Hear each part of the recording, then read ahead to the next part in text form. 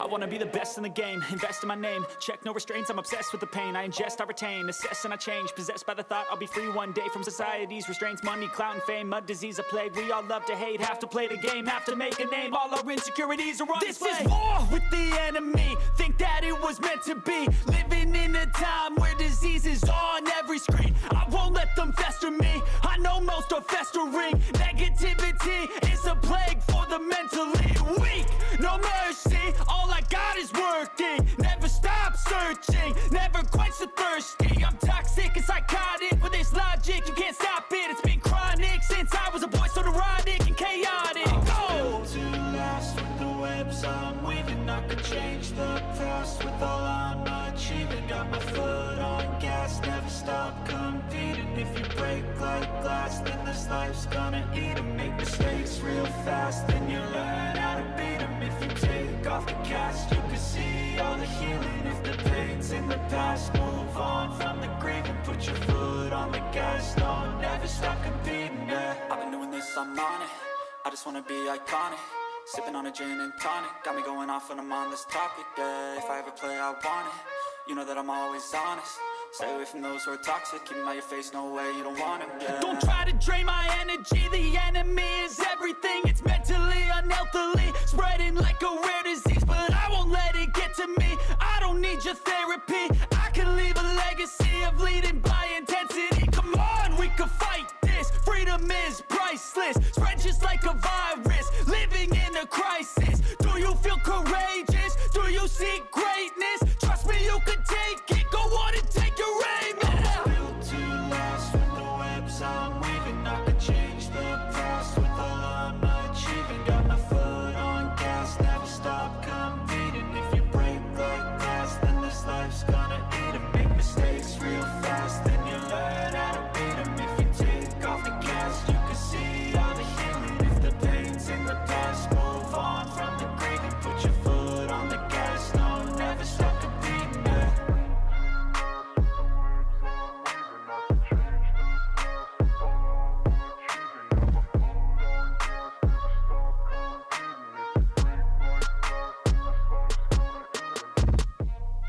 Late night crew. What is going on, man? Is it Friday? It is Friday, ain't it? Happy Friday.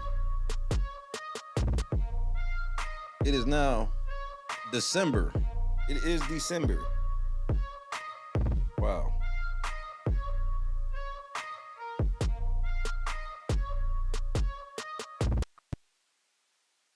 What a day indeed. Boston, Ronda, what's happening?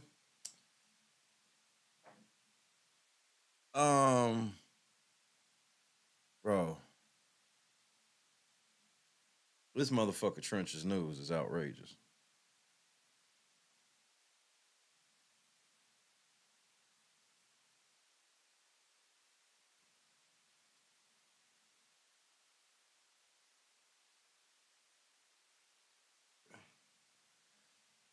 Let's get this on the screen.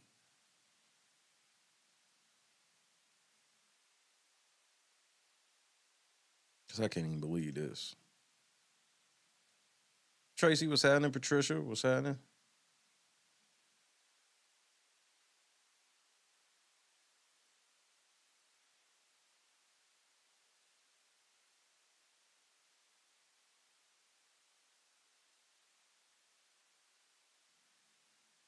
This nigga, bro, I guess he think the feds really gonna save him.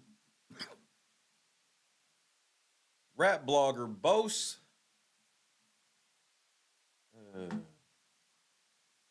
This is something.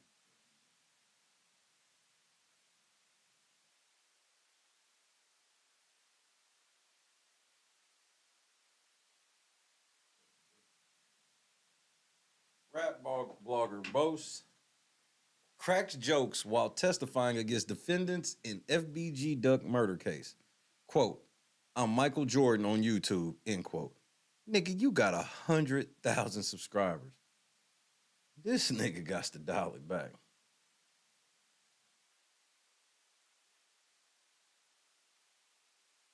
Nigga, if you the Michael Jordan of YouTube, why you gotta tell for money? Martell Wiley, who runs the popular Trenches News YouTube channel, has always covered his face to discuss the often violent intersection of Chicago's gang and rap cultures until his testimony Thursday in federal court. He looked like he be telling. Like, when I listen to this nigga talk, I be like, y'all trusted this nigga? He sound like a fucking dweeb. He sound like the type of nigga that tell.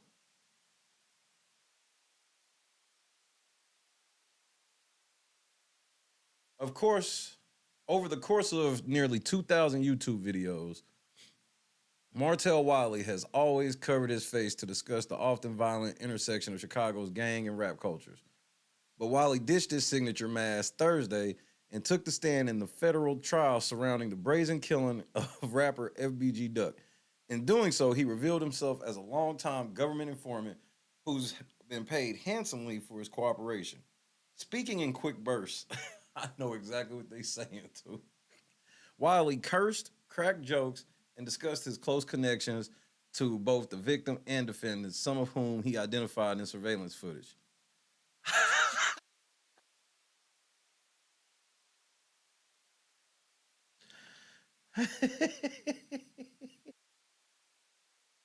Shit, I'm doing a separate video about this just over this picture.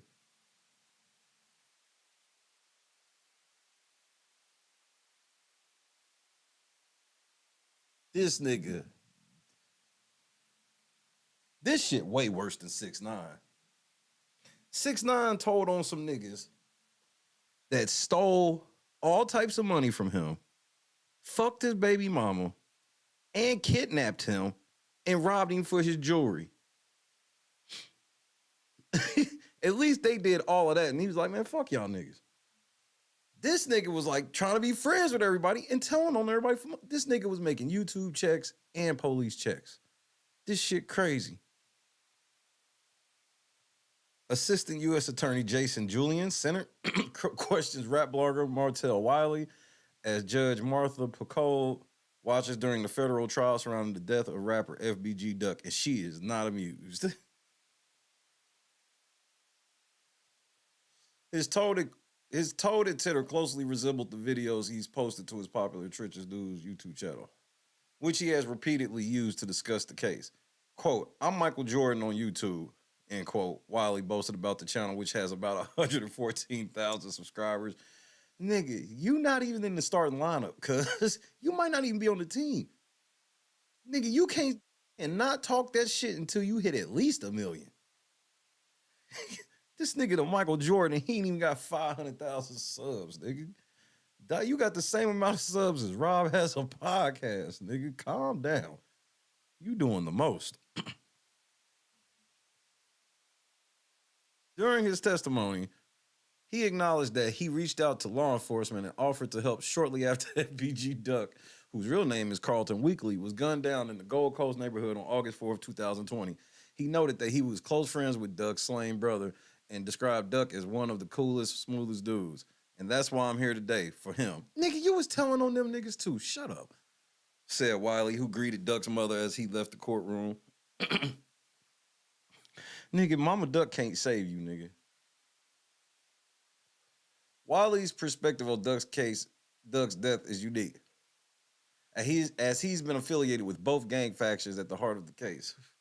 On trial, 6 members and associates of the O Block set of the Black Disciples, Marcus Smart, Muwap, Christopher C. Thang Thomas, Kenneth Robertson, who's Kenneth? I forget. Charles Liggins, I forget who Charles is.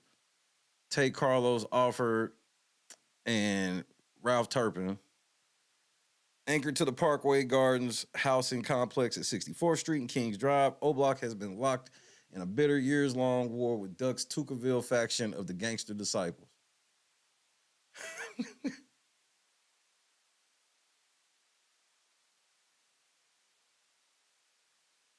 Y'all niggas are done. I just hope y'all niggas know, man. Y'all niggas, there's no way these niggas is getting out of this. Clee was happening. There's no way you niggas is getting out of this. Wiley told jurors he joined another Black Disciples faction when he was 15 and later moved to Parkway Gardens, which is also known as O Block. He said he eventually shifted to the other side in 2010 when he had a falling out with members of O Block and was shot. As he reflected on his time on the street, Wiley insisted he's no longer active and now uses his online platform to, quote, bash gang members and encourage kids to avoid the same path of violence and incarceration he had taken. At one point, he told jurors he's trying to help the city be a better place. Look, nigga, if you think the public is going to save you from all these niggas you telling on, man, good luck. And you can't say all this shit and leave. You can't say all this shit and now leave, because this is what you do, right? I don't know what this nigga's thinking. Quote, ain't no money in the streets now. They're broke, starving gangbangers. He said they need to get on YouTube. This nigga, bro, he's fucking the whole YouTube game up for rap blogging. This shit's about to be over. One nigga's about to bring all this shit down.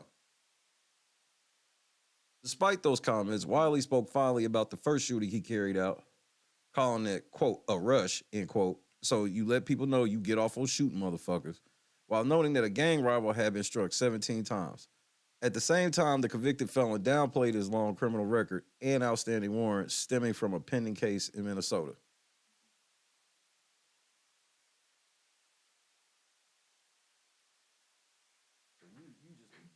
Snitching. Like, this nigga just look like a snitch, bro. Even with the mask on, he looked like a snitch. This goofy ass nigga with a criminal past, all this shit, want you to believe he was snitching to help the community. You had your hand in every pot, nigga. You was just you thought you had a foolproof plan of making all this street money, but telling on everybody, pretending you ain't telling, you just doing this YouTube, nigga. Okay, bro. Good luck. Earlier this week, FBI Special Agent Kevin Doyle told jurors that Wiley was paid nearly $25,000 over roughly 15 installments for his cooperation. Quote, he would provide background information, he reviewed surveillance footage, and reviewed social media postings, Doyle said, adding that Wiley was dropped as an informant for a time when he grew unresponsive. Oh. So when you was eating good, you was like, fuck the feds. When you was eating good, you wasn't answering the phone. Okay. But as soon as you started eating good again, or when you wasn't eating good, then you could answer the phone for them niggas. Yeah, but you was doing it for the community. Got you. Meanwhile, defense attorneys pressed the government for information about Wiley's prior cooperation with the Bureau, which goes back more than a decade. More than a decade. On Thursday, the lawyers successfully argued for more time to review FBI documents that were recently disclosed, including notes of interviews. They are expected to begin cross-examining Wiley Monday when the trial resumes. At the end of Thursday's questioning, Judge Martha Poole told him that he technically remains on the stand until then and shouldn't discuss the case in the meantime. Quote, I won't go on YouTube, end quote, he said with a smirk. Quote, I promise, end quote. Judge told him, certainly not. Nigga, he think this shit a game. He not realizing that them O-Block niggas have already shot a nigga coming out of court before. This is very easily Google verifiable information. They've already shot a motherfucker coming out.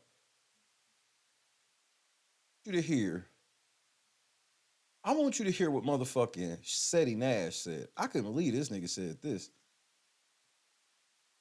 But you can get away with doing this type of shit over in the rap blog space. You can't pull it, bro. If I'd have pulled this shit in the Big Brother space, nigga, I'd have lost my channel.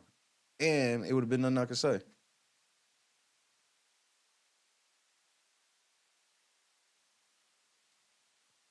All right, here we go. Because I'm going to let you hear this little nigga that was in the courtroom tell you what he heard.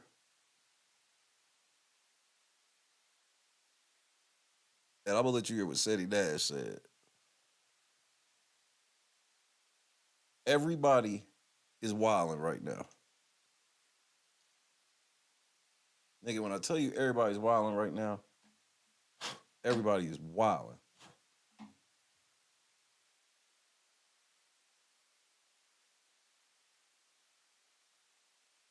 Watch what these niggas say, bro. Sis guy, he a visionary.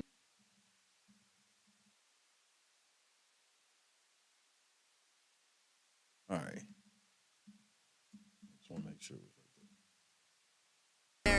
But let me tell y'all about today, bro. Nigga Trenches finally took the stand. I see this nigga, bro. Nigga like Master Splinter, bro. Real rat ass nigga, bro. Nigga been around for 10 years. Man, pay attention. If you can't see it with your eyes, make your ears listen. Chicago for the FBG North Report. To get y'all update on FBG Duck Murder Trial. It's day 13, you feel what I'm saying? I just dropped day 11 and 12 full video, so go check that out. It's a lot going on, just like how my trailers just got robbed, all types of shit. They point out a little dirt bro on the screen. But let me tell y'all about today, bro. Nigga Trenches finally took the stand. I see this nigga, bro. Nigga like Master Splinter, bro. Real rat ass nigga, bro. Nigga been around for 10 years. You know what's so crazy? This nigga got all information on anybody he ever interviewed. So I could just only imagine this nigga would be part of Puerto Rico if FBG get brung up, if anybody get brung up. And most likely you got interviewed by that nigga, you going down. If you got interviewed by that nigga, you going down.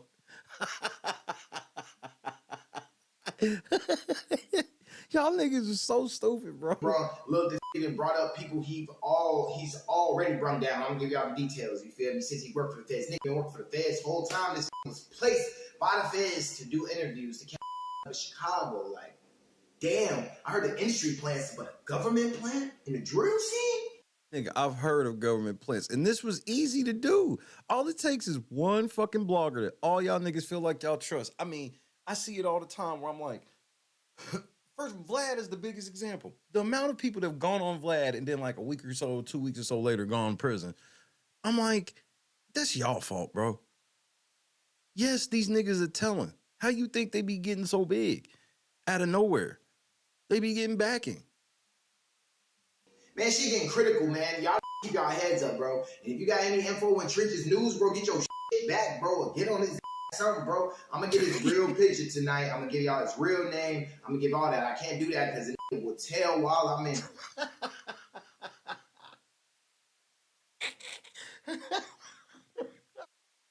I gotta be slick on how I tell y'all, cause he gonna tell on me. Court, you feel me? Like, damn, how are you inside something? What? I stay in the loop. Y'all been wondering? Yes, I'm really down the street from court. I got it like that. But anyways, it's your boy, Blick Diddy Red. You feel what I'm saying? I'm gonna give y'all the update after court. Somebody got to crash out, bro. Wait, just, are you for real, Seti? If this is true,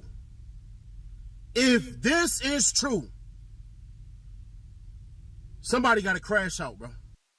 He just told somebody to kill this nigga. For those that are confused in any way, what he just said, he just told them niggas they gotta kill him. Cats was able to get KTS Dre up out of here in front of the police station. Somebody got to crash out, bro. Somebody gonna have to do it. This nigga is the most dangerous nigga in Chicago right now, bro. There's bad, there's worse, then there's horrific. This is horrific, if it's true. Let me paraphrase this by saying, if it's true. Nigga, it's true, nigga. The news got a sketch of this nigga on the stand and everything, bro. If it's not, all right. Man, this nigga said, bruh, telling them, you tell those niggas that you ain't even supposed to. It remind me of when Tekashi was saying, well, you know, Cardi B, she from Brims, Jim Jones, he from Nine Trey. All these other niggas, they gangbangers, might as well get them too. He said, bruh, he told those niggas that he interviewed. I didn't even know Cuz was doing interviews. He was. Okay, but you still can't say killing, bro. And one of the things somebody pointed out on the Reloaded channel was like, Seti Nash, you still kind of going easy because in my mind, Cuz Slightweight, a civilian, but then again, you did get online and threaten the hell out of niggas last year. Now, if you want to be a federal informant and you want to help and you want to clean up the streets and all that and everything like that, that's cool. But nigga, you was in on it. You was a part of the beef. You was strategically placed there. Regardless of all the rumors y'all heard about me, from the beginning ones to the ones now, you ain't never in your life heard that a nigga was a plant. This right here makes all the conspiracy theorist people look great. So I told y'all these YouTube niggas be the feds, bro. I tried to tell y'all niggas this. Y'all didn't listen. Bruh, this is insane. I don't think niggas get it. They said this nigga was put here, interviewed niggas for money, just to turn around and make more money and get niggas time, which makes money for the state or the feds. Bro, what the hell? Now, let me say this. It is very possible that Cuz just made this up and he's trying to go viral and all that, and if so, all right, cool. But nigga, remotely this is true that this nigga just took the stand today. Bruh, even on some type of moral stuff. Bruh, the feds threw your name out there and said, go put this nigga on the newspaper. Cuz gotta be in witness protection after this. Has to be. They not gonna give him witness protection. That's why they kind of laugh. It ain't like, this nigga think we gonna save him forever. Whatever little setup he got right now will be over the moment this trial ends.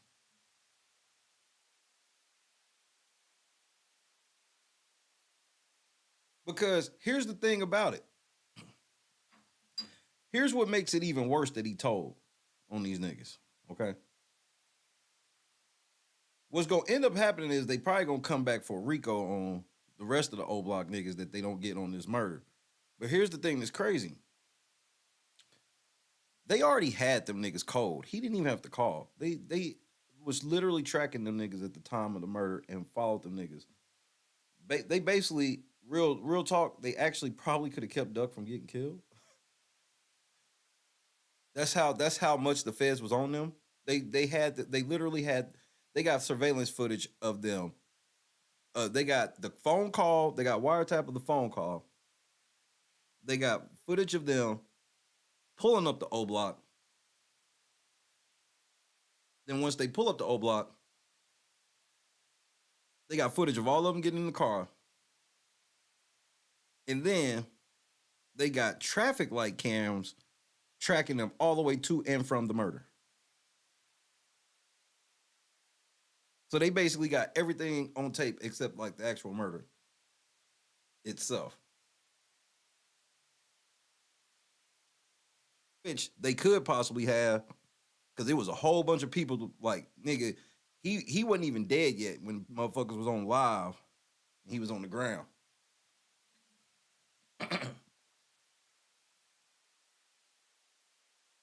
I mean, it was such a stupid murder. It was like, you can't shoot anybody like in the middle of downtown anywhere. I think Hood Educated said that, but it's the truth. Like, you shot somebody downtown like in broad daylight in front of a bunch of white people and shit. Like, nigga, you. But telling niggas to go kill this nigga, that ain't gonna solve nothing. The damage is already done. Has to be, bruh. When the niggas talk about pushing peace and all that, cuz you snitching on GDs and BDs. When niggas talk about this, pushing peace, bruh, I just don't understand, cuz I really don't get it. I want to understand, bruh, how is it for 10 years you was running around pulling a J. Reed?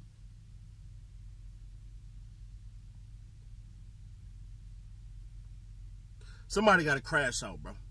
It is what it is. Chicago, it's time. This nigga just told the city of Chicago to kill this nigga. Activate somebody, crash them out, bro.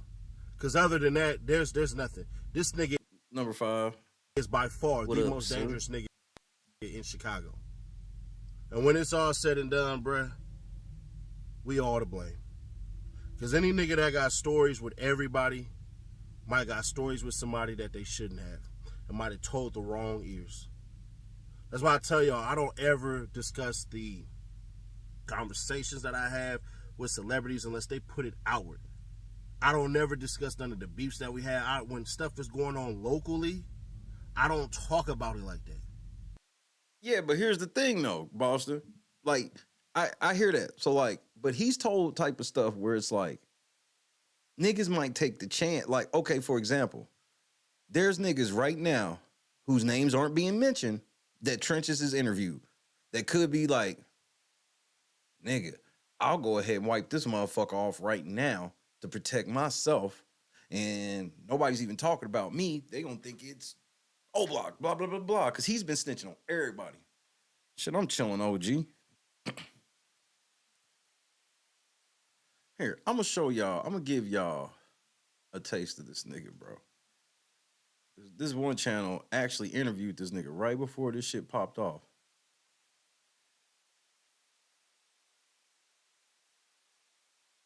They I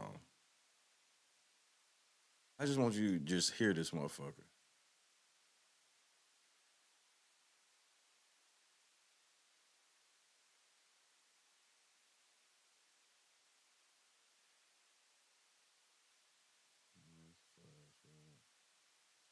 All right.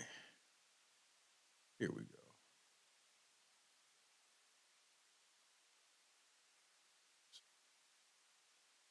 This one. It's the one I want, right? Let me make sure. Yeah, this is the one I want.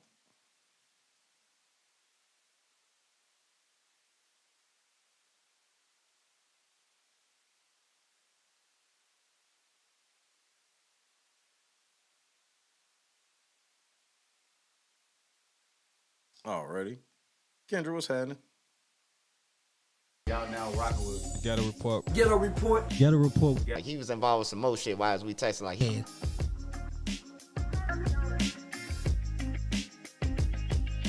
Shit, Kenny Mac was involved with some more shit, bro. Like he was involved with some more shit. Why is we texting like he got more than one murder than Duck.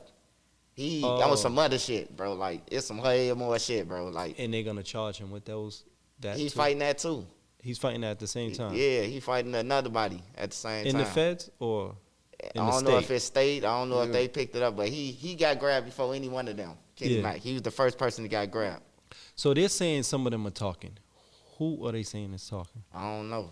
Yeah. Shit, I'll be trying to get up out that motherfucker. If I was Los, I'd be trying to go home. You got 4 kids. Los? So you Yeah, think it's Los? I don't know. I don't know if it's him. I don't know if it's the caller, but I'm just saying, bro, like, you got 4 kids. Y'all did some stupid shit. Like, you know what I'm saying? Like, bro, you finna throw your life away? I mean, we did it, but, you know, it's like, bro, I ain't, who are you gangsters This nigga sound like a snitch, bro. trying to impress, bro? Yeah. Like, you ain't even get out Los ain't even get out the car, none of that shit. He just happened to go driving, and Los ain't even like that, bro. Like, he ain't even like that, bro. If you know Los for real, bro, he ain't even like that, bro. Yeah. He ain't supposed to have been with them, period, bro. Yeah. On some real shit. So, but did they have mask on I don't know what they had on. in the video? They didn't show a video or something or say the video? Oh, yeah. I mean, far as they said they was wrapped up and all that shit. They So- said that in the paperwork. Okay, so how you know Los didn't get out the car? Because they said it. Okay, they said it. Yeah, they So they put put everyone in where they were sitting and all of that. all that, bro. It's on the internet. Everything, bro. Yeah. All that. They telling who got out, who failed when they got out. They telling all that shit in the paperwork. Like, it's Yeah. saying that, all that shit, bro. Yeah. From when they left out that motherfucker, when they went back and when they went back, they trailed them, bro. It's all out there. Okay. So there was rumors that you identified 2 of them on the camera from their walk or something like that, or how they look. From they walk. Yeah, I don't know. That- hey, I'm just saying. I don't rumors on even. the net, I don't I'm even asking know. you, I don't know. Hey, look, you know what I'm saying? Yeah, I don't even know. I don't really even know Move Up or C thing. They kids. Yeah. Like, I'm This nigga got in court and said he know both them niggas. grown. Right. They kids. I don't know them.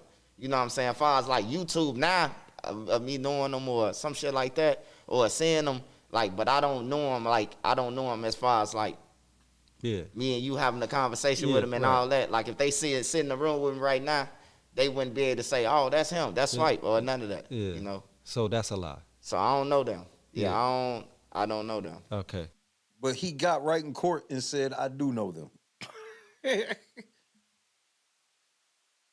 Um, wh- wh- where was you at when they came to see you? Did you see them coming, or did they call your Nah. phone, or did they pull up on you Oh no, they just popping up, bro. at your crib? Like, yeah, this ain't like I said, man, this ain't no motherfucking I heard it. CPD. This ain't none of that, bro. A lot of people be saying like what they gonna do and all that shit, bro. Hey, look, you can say that shit. It sound good. You hear me? Yeah. It sound good, bro. It sound good. And then on top of that, then other shit get to popping up where you like refuse like shit that you done been involved in or could have been involved in, and it trickle like it'll get deeper, bro. So when they came to sit down with you, basically they had your whole MO. They had your history, Oh, everything. somebody had to tell them that. Besides that, bro, Yeah. like Nigga, you've been working for them for 10 years, nigga. Stop the cap. As a matter of fact, it's what, like, when they said he was unresponsive for a while, either one or two things happened. Either that nigga was broke or that nigga got caught a case. One of the two. That's crazy. Rodney, he sound like I could never fuck with him. His voice, it was something about him. I couldn't really fuck with him like that. I think he had a video or two where it was like substantial, like the news itself. I listened to, but it's something about him that always rubbed me wrong. I listen to other niggas from Chicago about the shit. He seemed extra cloudy to me for some reason. he be with Duck now, but he know like when it first came out, people ain't know who did it. Yeah. Only reason why you was able to know who did it because they was bragging about it. Yeah. On some real shit. Didn't nobody know who did it at first. Yeah. Like it didn't nobody. Everybody was sad. Duck dead. You know Yeah. what I'm saying? Yeah. So take us through that day when they came to see you. They rang the bell, or they waited till you came outside. Nah, What they up, Rodney? knocked on the door. Okay, they Do. knocked on the door and, Yeah. and You came in. to the door. Nah, and they just can't come in. Yeah. You sit there, ask them what's up. What's up? You know. Yeah. That's just like a 12 knock on your door Yeah. and you answer. You know they gonna tell you Yeah. what they own and all that shit. You know. Maybe. And was you shocked when they came? Was you surprised, or you heard rumblings of it, or was you surprised? Was they I came? surprised? No, cause I'm close to Duck. I was close to Duck, so I know. And then everybody know I know them. I used to be over there. Yeah. You know what I'm talking about my affiliation, what I used to be. So of course. So he's on. That's what the other thing. He on record as a nigga that switched sides. That type of shit is untrustworthy, even in the most demon time culture. It's untrustworthy in everything. But y'all niggas be of the devil, so Yeah. doesn't So you wasn't surprise me. shocked. Yo, the devil's in full effect. I mean, I was shocked, but shit, you know it ain't surprised me how it'd be like, oh wow, they can't. You know what I'm Yeah. saying? Like. Okay, so I know, dealing with them, they don't want you to even do interviews about this shit, talk about this shit. You know what I'm saying? So, but how many times did they actually, did you sit down with them? I'm caught up in this fast. Nigga, 10 years. Y'all niggas is gonna wait till tomorrow. Shout out to the Ghetto Report podcast. Y'all niggas gonna wait till tomorrow to say he gonna lie. That nigga been fucking with the feds for 10 years.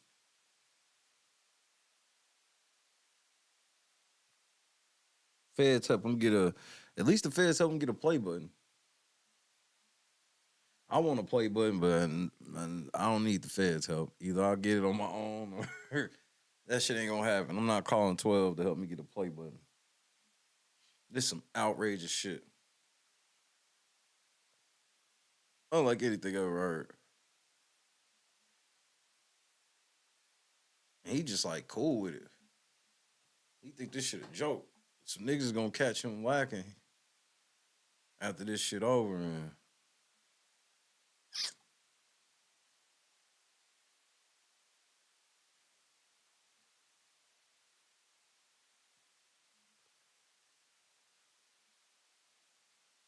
Man, it was this one nigga in the trial today at YSL.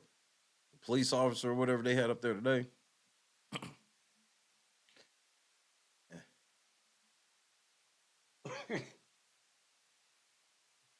Man, they cooked this nigga on cross.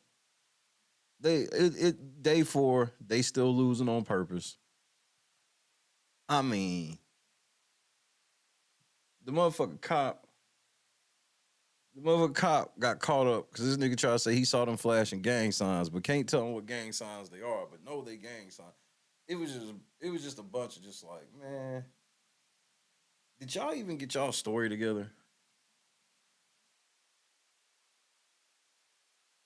Let me see if I can find that short clip. It was like 2 minutes.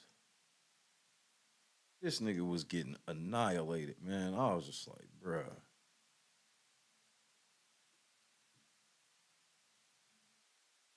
Unrivaled coverage due to Unrivaled Research. Scott got a motherfucking Unrivaled squad. Shout out to the girl Misha. Big squad a fool for this one. This shit had me in tears. Every time I saw a different attorney doing cross, it was just, bro, them niggas were just dunking on that nigga. They was dunking all on the DA today, bro.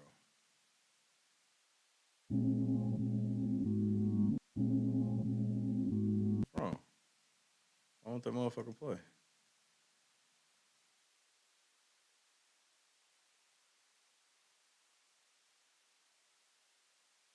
Let's try this.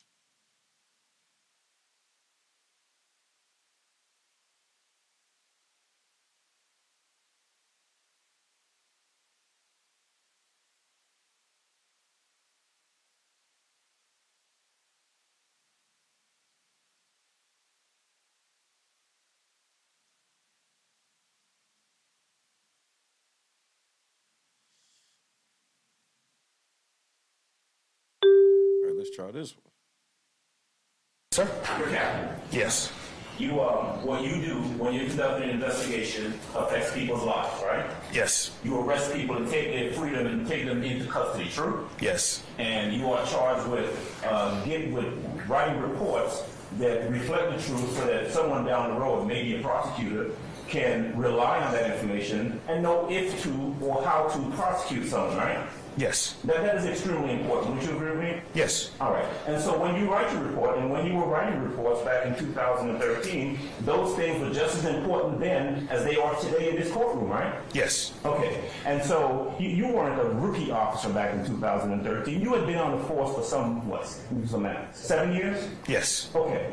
And so before coming in here to testify, whether it's today, I don't know, yesterday, last week, whenever, did you have an opportunity to sit down with the prosecutors and talk to them about your testimony and your recollection of the events of 2013? Did you do that? Yes. Uh-oh. Okay, right. And you still came in here today, and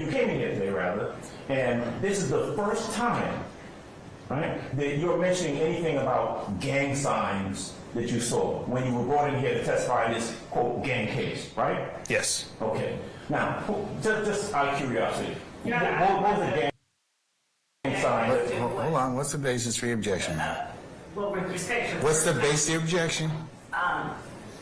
Form, first time. I'm going to overrule the objection. Okay.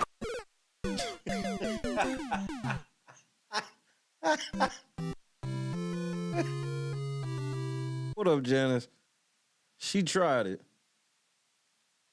What's the basis of your objection? See what happened. What's the basis? My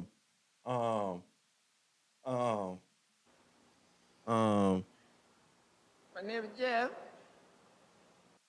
Overruled. When you were brought in here to testify in this, quote, gang case, right? Yes. Okay. Now, just out of curiosity, what was the gang sign? Hold on. What's the basis for your objection? Well, with respect to... What's the basis of your objection?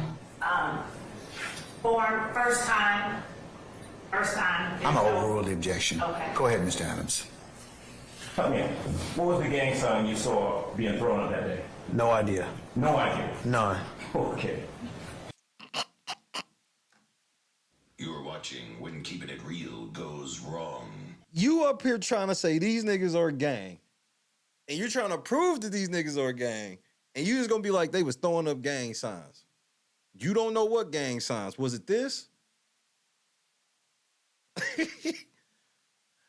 They was throwing up gang signs. I don't know. You the gang? Ain't you one of the gang experts? You know what's a gang sign, right? Yes. Okay. Oh, okay. You know it was a gang sign though? Yes. Oh, okay. You said something a while ago I wanted to touch on real quick. You said that you will, quote, your words now, mentally incorporating the gang sign in describing the person as being the most aggressive. Is that what you said? I did. Mentally incorporating it. But you don't know what gang sign we're talking about. No, sir. All right. That's all.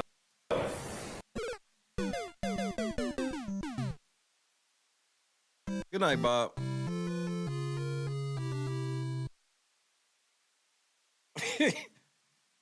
Well, there you have it, ladies and gentlemen. That's a big ass fucking L, nigga. Nigga, that's a massive L, bro. That's an L. L.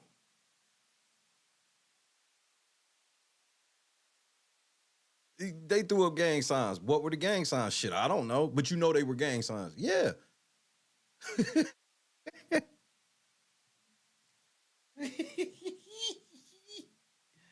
Tracy, what up? Tata, what up? I mean, L's are coming in. Here they come. Like, they just, every day it's been L's, bro.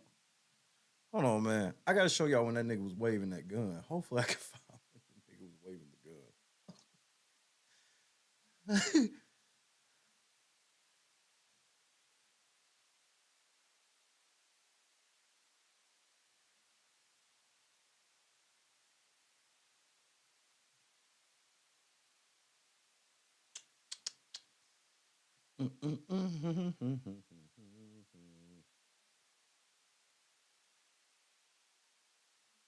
Let's see, today. Make sure y'all hit that like button. Hit the PayPal Cash App so we hit the $25 daily goal. Much would be appreciated.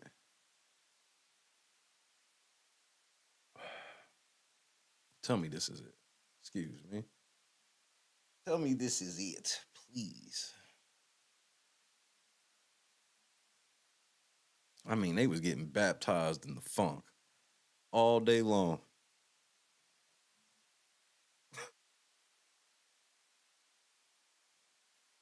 That's all I have, Your Honor. I bet it is, bro. Like, and she's shitty, bro.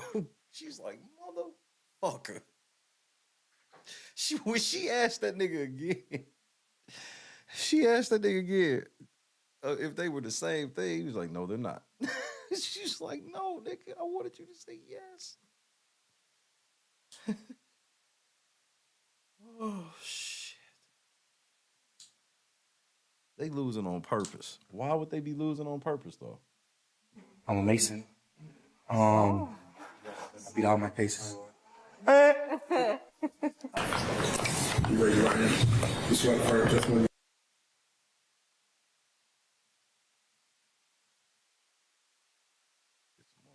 I don't need to hear shit this bitch gotta say. She's a walking L.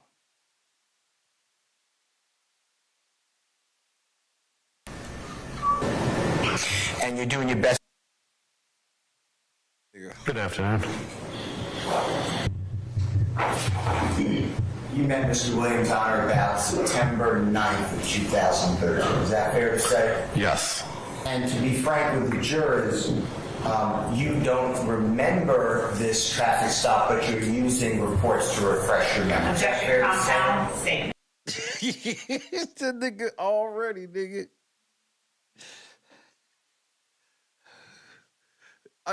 Bro, just already. I don't know, Tata. Like, I have to believe they gotta be in on this because I'm like, how is the prosecution this bad on something so big? I stand as to form. You can just rephrase it, chop it down a little bit.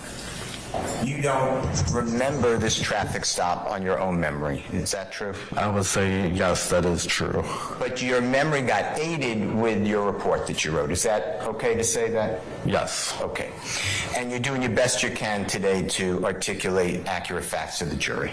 Yes. With regards to the burglary, you were not involved with the investigation responding to the burglary, God forbid, of the Phillips home in Buckhead or anything like that. Is that accurate? That is correct. And that burglary, from what you read, is 2 months before you run into Jeffrey Williams on September 9, 2013. Is that right? That is correct. And when I say 2 months before, I may not be to the date, but approximately July 10th of 2013 is about 2 months before September 9, 2013. Is that fair to say? That is fair to say. And you're not telling this jury in any way that you have any scintilla of evidence that Mr. Williams was involved in that burglary. Is that fair to say? Form. I'll stay as to form. You can rephrase. Is it true that you do not have any information Mr. Williams was involved in any burglary of the Phillips home? Objection. Is that true? As to form. I'll let him answer that. I'll overrule that objection. He can answer that. Say the question one more time. Sure. You don't have any information at all that Mr. Williams is involved in the burglary of Mr. Phillips or Miss Phillips' home. Is that true? That is true.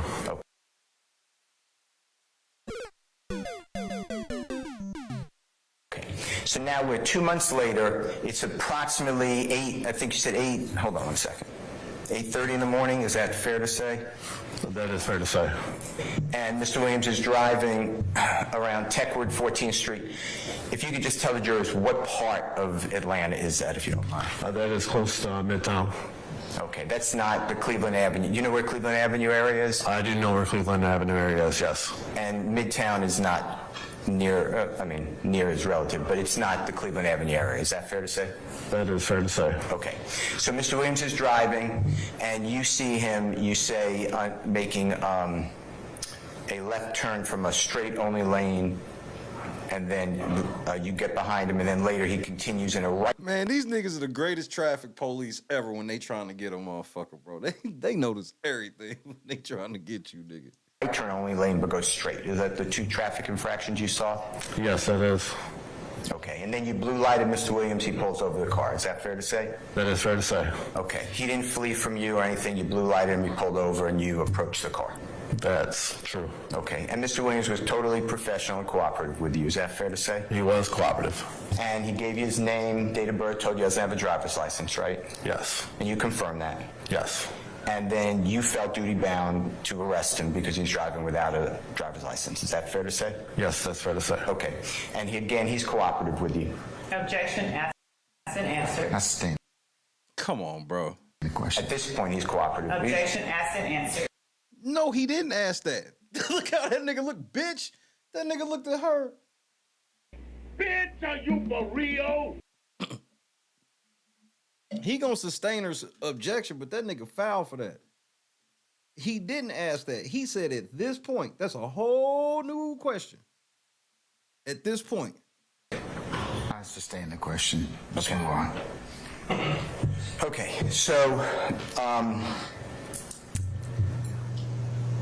I want to talk first about what's been marked as State's Exhibit 12B. Do you still have that exhibit in front of you, the gun? No, I do not have the firearm in front of me. Okay. Madam Court Reporter, do you have it? May I approach, Your Honor? Yes. So 12B, through your work, Wait till you see this nigga with this strap, bro. you find out that this item, from running a computer check, comes up stolen from the serial number. Is that how it works? Yes. Okay. You see that nigga in the background leaning? And you found the item, though, underneath the passenger seat on the floorboard. Hold on. This is one part. Is that right? I need to teach you about handling weapons. Please point the muzzle always downward.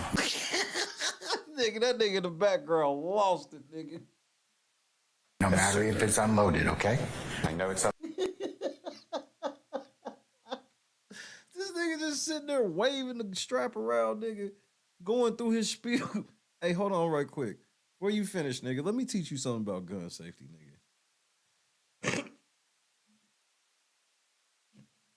Always point the muzzle down, bro. Always. This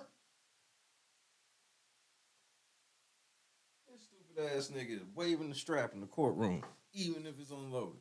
passenger seat Mr. on the Steele. floorboard. Is that right? I need to teach you about handling weapons. Please point the muzzle always downward, no matter The DA laughing at nigga. Everybody laughed. This if it's unloaded, okay? I know it's unloaded, but yes, you sir. make everybody nervous, okay? Including Mr. Kearns, who you're pointing it at. All right. I apologize, Mr. Kearns.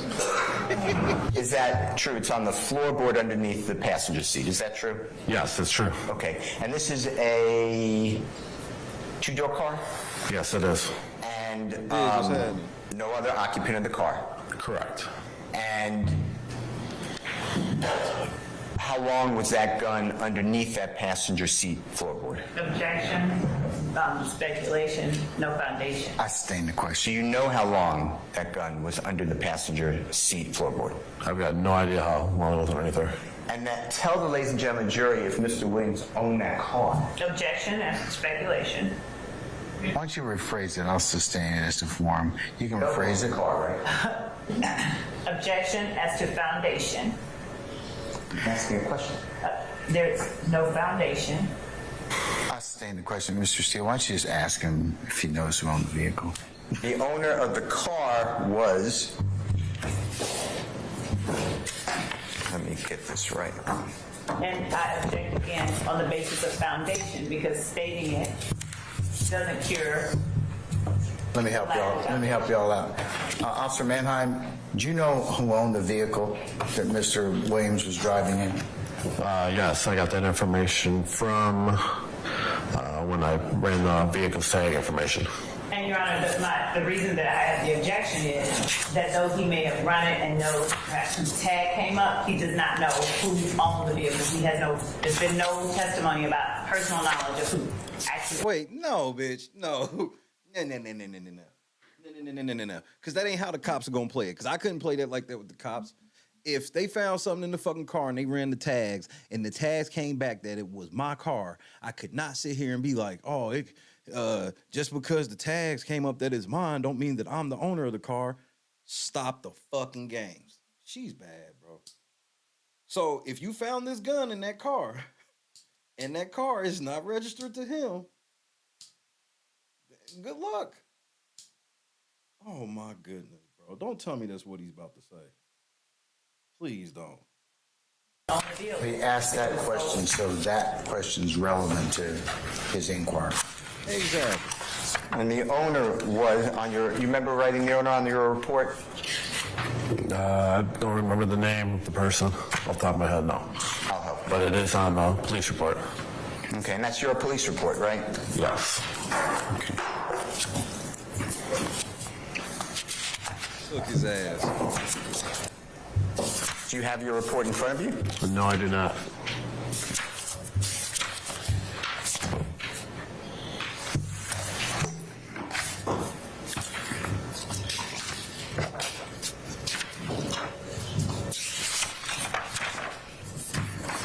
When we find this report, this your ass. Well, it appears to be your ass. Put the glasses on, nigga. It's about to be your ass, nigga.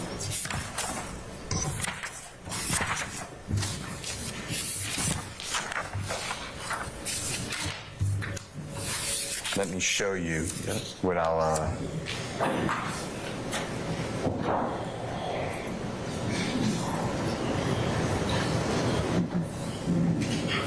Yeah, bitch, you know that's it. Don't play.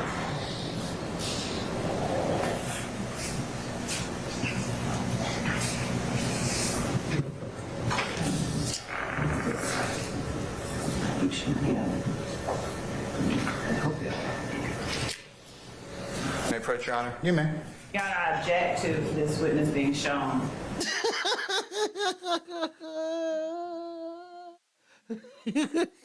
It must be some bad news on that piece of paper. That document about that.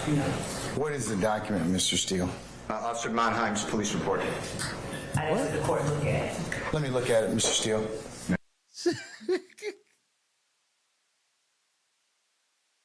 She's like, she don't want this nigga to show him his own police report.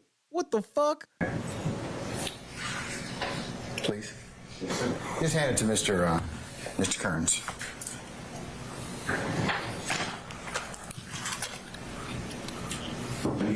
you. All right, you may want to hand him a clean copy of that, Mr. Steele. It's got all your notes and everything on it. Let me hand you a copy. Tell me if this is your police report, if you don't mind. Oh, so he was being slick. He gonna hand him a copy with some notes written on it. Report.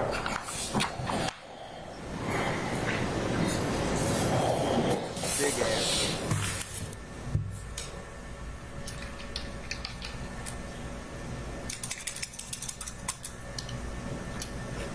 Yes. So, Najee, I'm going to spell it N-A-J-E-E, Sanford, or Sanford, S-A-N-F-O-R-D. That's the owner of the vehicle. Fair to say? Yes. And Mr. Williams is the driver on the day that we're talking about, correct? Yes. And the date, again, is the September 9, 2013, right? Yes. And the vehicle's not stolen, right? The vehicle's not stolen. Okay. So, bro, you ain't gonna be able to put that gun on him. That's somebody else's car. And it was under the passenger seat. Nigga. L. With regards to the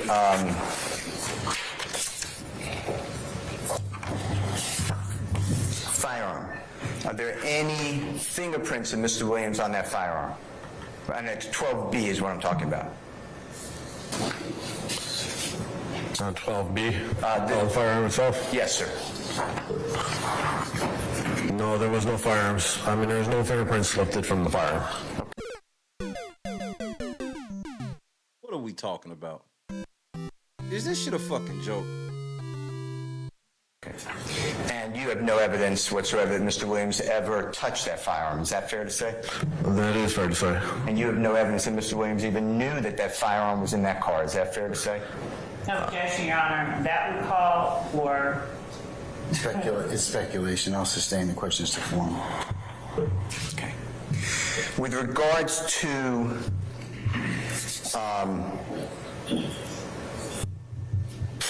I'm moving on to the 7 pills. They're Xanax. Is that fair to say, or they look like Xanax?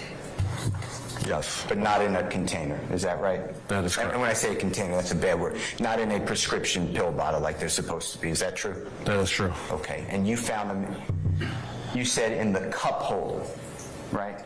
Yes. Do you remember writing a draft report in this case before the final report? Yes, I do. And do you remember in the draft report saying that the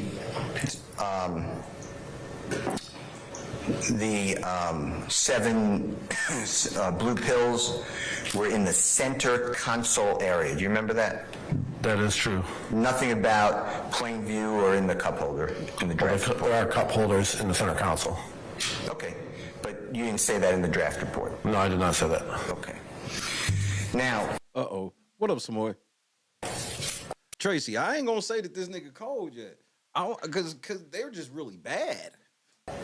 To be fair to ladies and gentlemen jury, I asked... Objection as to the form of the question and the beginning about being fair to the ladies. I sustain the form of the question. Just rephrase, Mr. Steele. Okay. I asked and you tried. Well, let's go back a little bit. At that time in September 9, 2013, you had the ability to record, and you did record this incident with Mr. Williams. Is that fair to say? That is fair to say. And this is on, when I say recording, we're talking about video as well as audio recording, right? That is correct. And I asked to bring to court the video and the audio. Is that true? I want to say the prosecutor asked for me to bring that to court. Okay. And you tried to find it, right? Yes. And other people tried to find it. If you know, if you don't know that to say, that's fine. I don't know how hard they tried, but other people did look for it, yes. And it came back that there is no audio or video that I could show to the jury, right? That is true. So y'all lost all the footage of the actual traffic stop. I wonder why. It's lost. It is lost. By the City of Atlanta Police Department or the DA's office or somebody there, right? Your Honor, I object to that latter part. I'll sustain it as to the... It's lost by the authority. Latter portion. Is that true? Yes. She said, don't put that shit on us, nigga. All right. You know Mr. Williams to be a well-known musical artist, is that fair? At the time of the traffic stop, no, I did not. Not the cap. No, I'm saying you know that now. Oh, yes, I do. Objection as to relevance. He's on trial, bitch. That's the relevance. I sustain the question. What? Okay.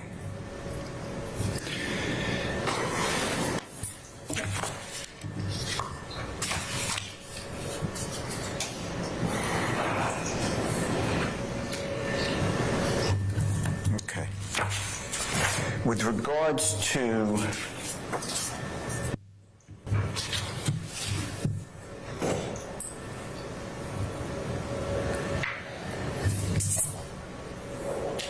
your encounter on this arrest of Mr. Williams, this is pretty much the sum and substance of everything, right? You went through everything, is that fair to say? When I did pull the vehicle over, the vehicle windows were tinted, so I could not see what was transpiring as I approached the vehicle, getting out of the vehicle. Oh, no. She did not like that answer, nigga. The vehicle windows were tinted, so I could not see what was transpiring as I approached the vehicle, getting out of the vehicle. Yeah, that's an L. So, nigga, you can't say that you knew that nigga. So now you've just put on record that you can't say that you seen him put it under the seat, any of that shit. Ooh, she's shitty. Ooh, she's shitty. She is shitty.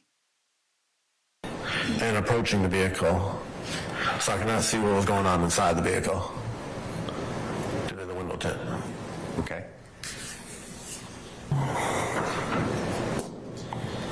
You're not saying anything was going on inside the vehicle. You don't know, you're saying. I'm sitting here saying I don't know what was going on inside the vehicle due to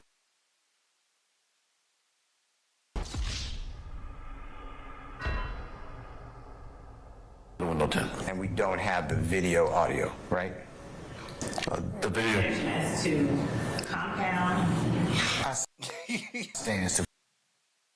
So you saying we ain't got video nor audio, and you admitting you couldn't see what was going on. So damn near, why'd you even pull this nigga over? Why'd you even get him out of the car? Because they said the pills were in a cup holder. Like, he didn't find none of that shit till he got. Why'd you get him out of the car? You got him out of the car all over a suspended license. You knew who he was, and you wanted to search that car. And you crapped out because it wasn't his car. That's why he was in it. He knew y'all niggas had been following him. That's why he wasn't in this shit. You can rephrase it, Mr. We don't have the video, right? That is correct. We don't have the audio. That is correct. Okay.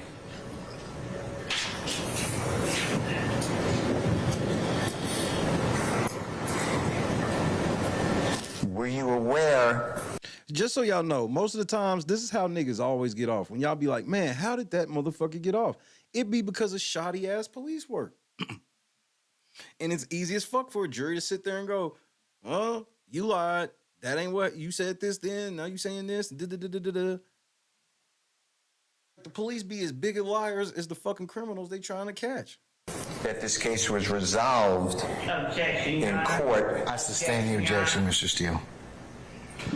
I have a certified copy of the disposition. It's still not in the correct format. I'm still going to sustain the objection. Okay. I will show you what I'll mark as Mr. Williams number 1. Your Honor, I object. It's a certified copy. Mr. Steele? Yes, sir. Please stop that, okay? It's not, I'm going to sustain the objection, okay? Okay. He is not the proper witness for this. And D1, I'm going to mark D1, it's a DW1 as the item for refreshing recollection, so you can start with whatever else when you come up, if you have any other documents. Okay, this will be number 2, Your Honor. I'll do it. as soon as the court lets me. Okay, all right. I have no other questions. Thank you very much. Thank you, Officer Mannheim. Yes, Your Honor. Thank you. And Officer Mannheim, you were asked on cross-examination who owned the vehicle Mr. Williams was driving with the tinted windows. Do you remember that? Yes. All right. Now, are you stating to the jury that you have personal knowledge about who actually owned that car? No, I do not. Okay, then what is it that you're actually testifying about? I am testifying to that is the person's whose name was on the legal documents that purchased the vehicle. Okay. Jury ain't buying that. You gotta remember, the jury is normal people. And normal people know that whoever name is on the motherfucking registration, you can safely assume is the owner of the car. But since it don't match up, now these niggas is trying to be like, well, just because it says somebody else's name doesn't mean he doesn't own that car.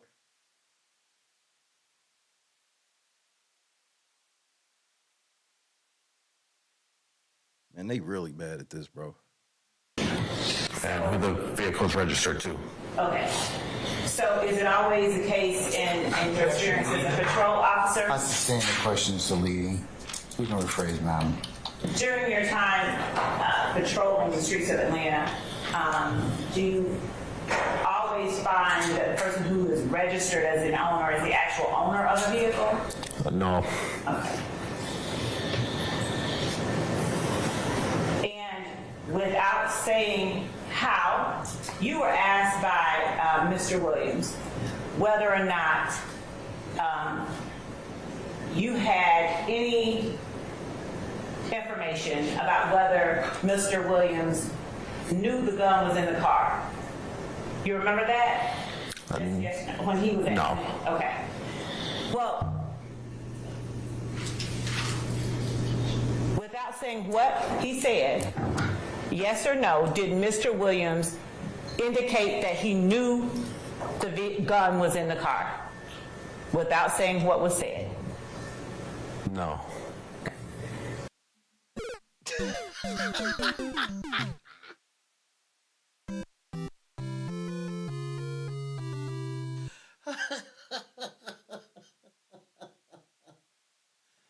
She set that shit up for on a silver platter for that nigga. That nigga said, the answer is no. She was like, did that nigga indicate that he knew that that gun was in that car without saying what he said? No. Indicate that he knew the gun was in the car without saying what was said.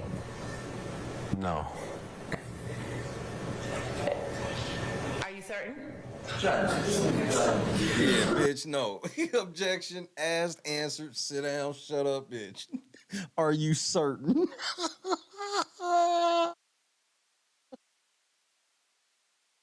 Uh-oh. I told you, they doing this shit on purpose. Without saying what was said. No. Are you certain? What's the basis for the objection? I just asked, is he certain? I'll sustain this. I'll sustain it on the grounds. Do you recall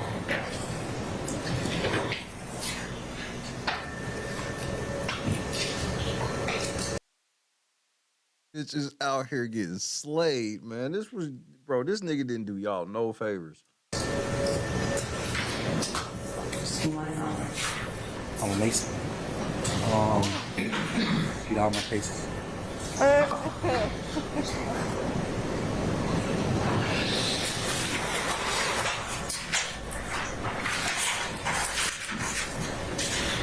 in answering the question no, would you tell the jury what it is that you are saying?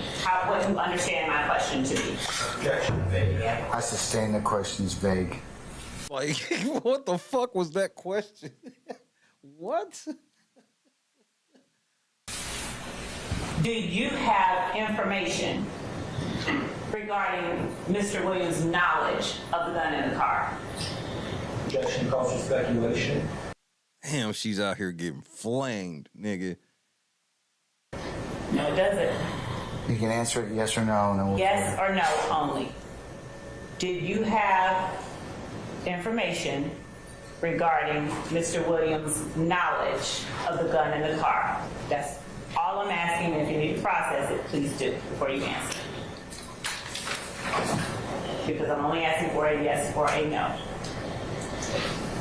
No.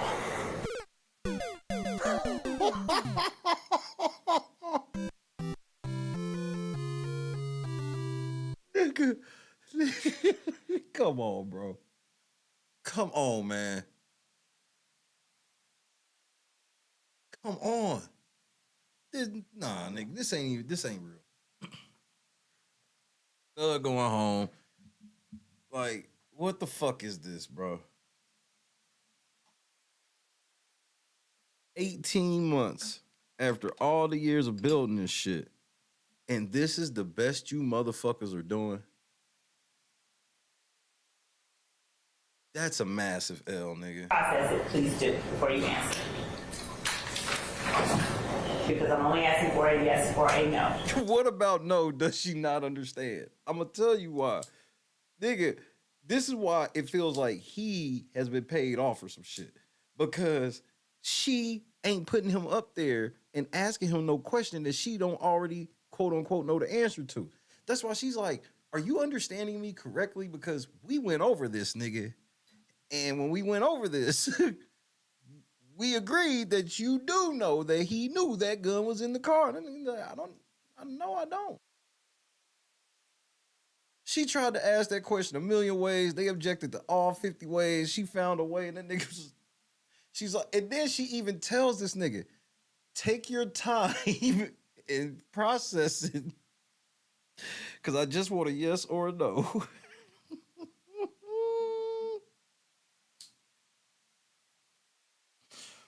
Ooh, that was an L.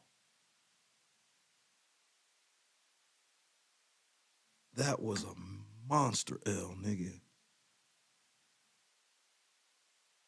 Wow. No. Okay. Do you recall ever indicating that you had such knowledge? No. Okay. Your Honor, at this time, I have no further questions for Officer Monheim. However, we are asking to reserve the right to recall him. All right, anything further, Mr. Steve, or anybody else? No, sir. Anybody else have any other questions? Yeah, ain't nobody got shit to say to this nigga now. This nigga just sat here and dismantled her whole arc. Her whole reason for calling this nigga to the stand was for this nigga to testify that Thug had this gun. And this nigga got up there and was like, nigga, that ain't Thug car. And I don't know if he knew if that gun was there or not. Okay. Officer Monheim, thank you for your patience with us. We're going to go ahead and temporarily excuse you as a witness. I can't tell you when we'll call you back, but state will let you know. Don't discuss your testimony with anybody except the attorneys in this case, okay? And I'll give you plenty of time to come back and see us when we need you, okay? All right, thank you. Okay. I apologize to the court. Before Officer Monheim is excused for the day, I'd like to ask one further question regarding that firearm. Nigga.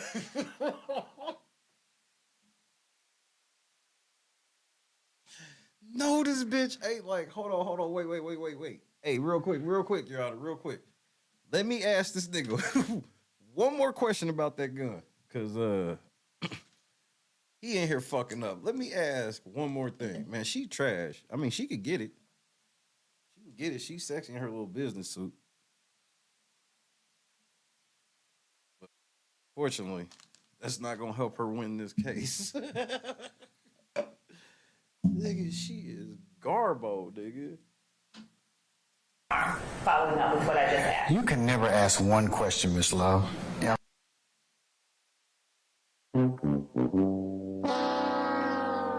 Okay? It's not going to happen. It's never going to happen. You always ask more than one question. I wish you'd just stop. Look. We'll see. We'll see if it's just one. I doubt it. Watch. Okay, all right. Go for it. Officer Monheim, can you give the jury the approximate distance from where Mr. Williams was seated in the car to where you found the gun? Within his arm's reach. Thank you, that's all that. You did all that just for that nigga to say the gun was in arm's reach? Well, the nigga's like 6'5". Google, how tall is Young Thug? He's 6'3". Everything in the car is within arm's reach to a nigga that's 6'3". So, what does that mean? She did all of that for that L, nigga. Heifer. Further inquiry? Anybody? Okay, Officer Monheim, before you get asked any other questions, I'm going to go ahead and release you for the evening, okay? Thank you, Your Honor. And wish you the best. We'll talk with you later, all right? All right. Please don't discuss testimony of anybody except the attorneys in this case. L. Just a total fucking loss. At least he didn't answer no. No. Arms reach. Thank you.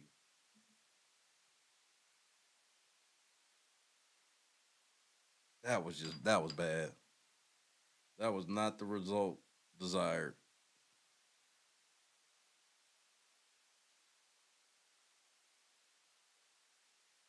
That was not the result desired, bro.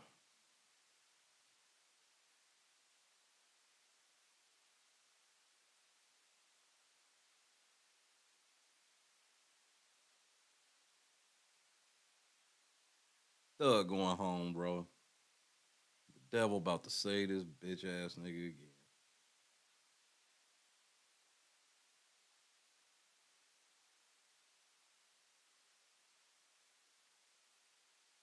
The courthouse is just the way that the court system is set up is demon time.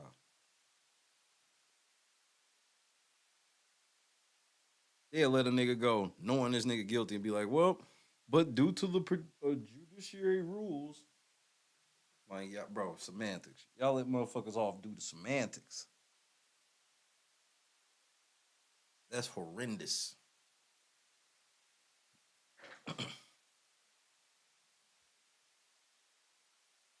And I definitely want to shout out the rich lady that went to Subway.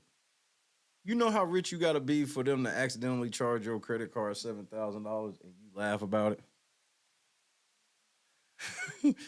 You got to be rich. Yeah, $7,000 has been 30 days. They ain't getting my money back yet. What? And you ain't ran up in there yet. I'm happy. I'm glad some people are smart enough not to run up in Subway over 7 G's.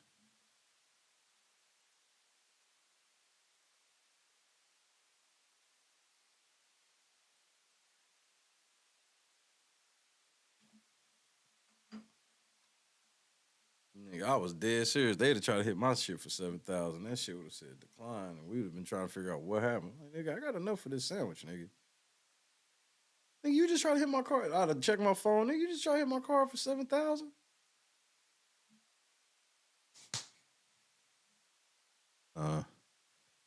But I probably would have canceled my order. I'd been like, man, I'm good. I don't know what's going on with y'all shit, but y'all just tried to charge me 7,000 for this sandwich. I'm gonna go up the block.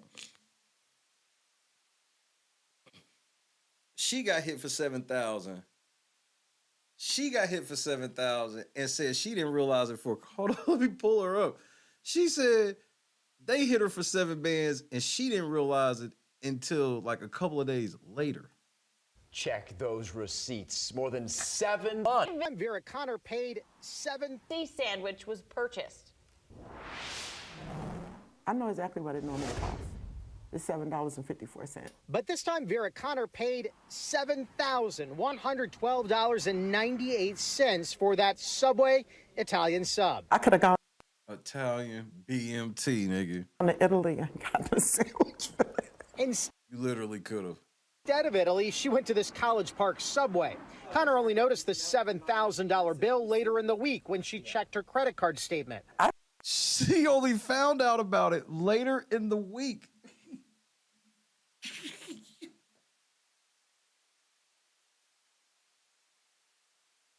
She only found out about it later in the week. She took a $7,000 loss, ate that sandwich, and that shit was good to her too.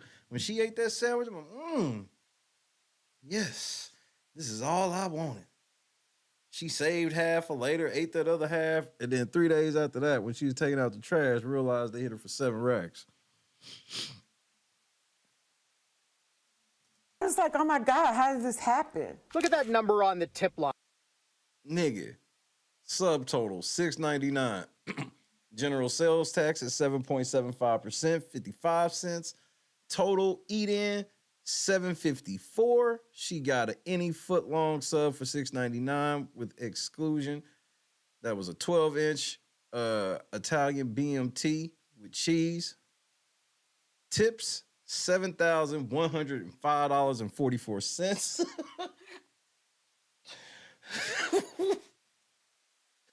For a grand total of $7,112.98. Total with tips. Credit card charge $7,112.98. Change $0. Call us with your comments. Nigga, you bet I will. Nigga, she was 10 bands away from a Price Master sandwich, nigga.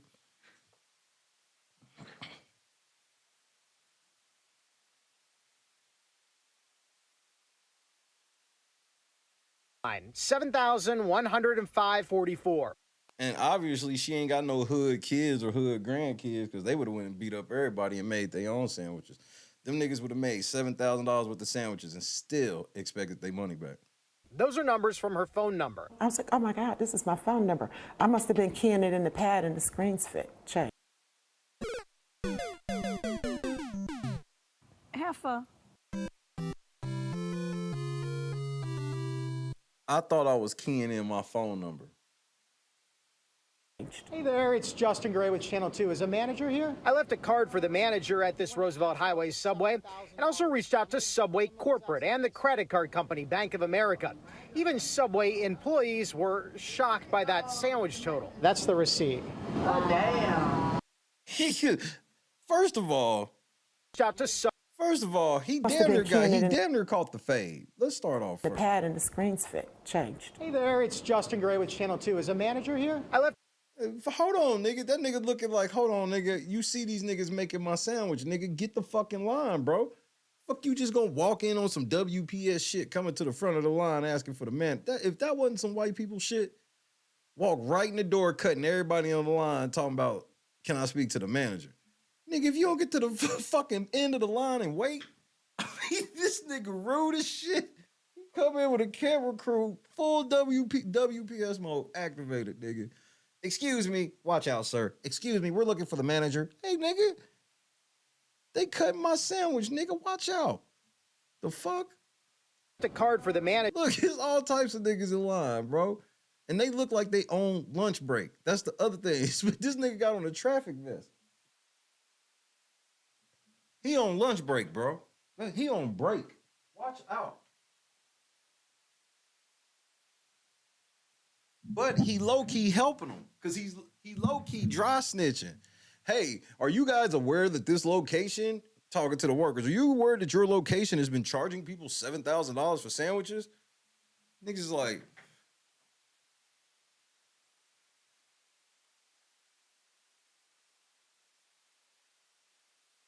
I promise you, I'd have just quietly went out the side door, nigga. Y'all here charging what? At this Roosevelt Highway Subway and also reached out to Subway Corporate and the credit card company, Bank of America. Even Subway in That nigga back there laughing like, y'all charging niggas what? Employees were shocked by that sandwich total. That's the receipt. Oh, damn. Soon as they said, oh, damn, I'd have left. Wow. What Connor thought would be a simple fix has been anything but. The store manager refused to discuss it with her, and her credit card company sent this letter denying her claim. Is it some? That's because them niggas already paid them motherfuckers. Hey, them employees ran off on the plug twice. She steady calling and they ain't calling back. Because I feel like everyone that sees it has to know that it's a mistake.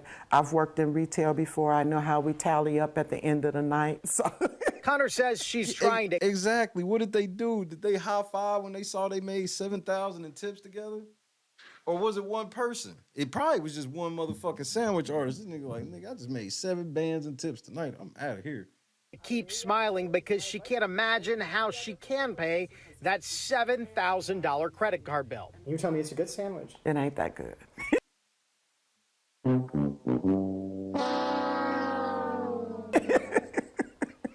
And we have now heard back from Subway, who tells us they have been in touch with Connor's bank about processing a chargeback and getting that money back to her. Reporting. See, that's what be killing me.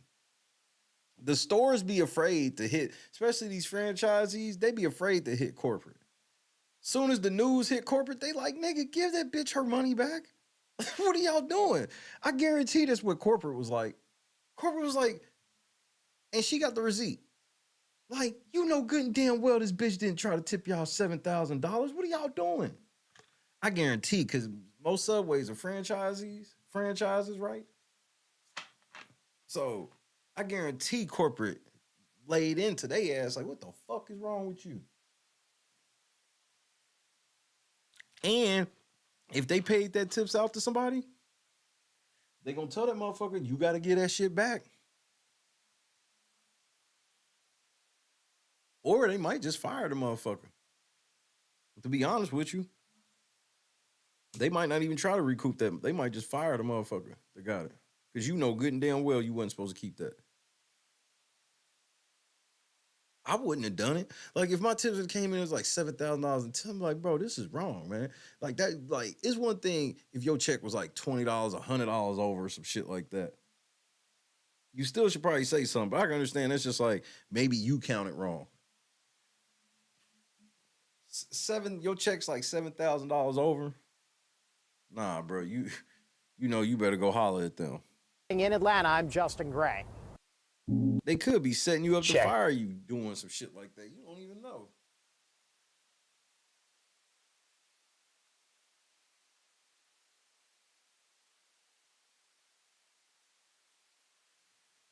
I'm so happy it happened to her, and I don't mean it like that. I'm happy it happened to somebody where it happened, and she's such a good sport about it. She's just trying to get it fixed. It ain't devastated her. None of that shit. I'm happy that it's her for how good of a sport she is. Cause like she's that 1%. Cause 99% of people would have went ballistic even if they had that bread. People would have went ballistic. A lot of the people that are in the decline club like me, they would have went ballistic for 7,000. Like if you one of the motherfuckers that got bank alerts basically down there every time you do a transaction or some shit on your phone, and they run your card, like let you be at a restaurant, a sit down restaurant. They take your fucking card to go run it, and you get an alert on your phone. That shit, they try to run that shit for 7,000. It's about to be a scene in there, even if they didn't get it.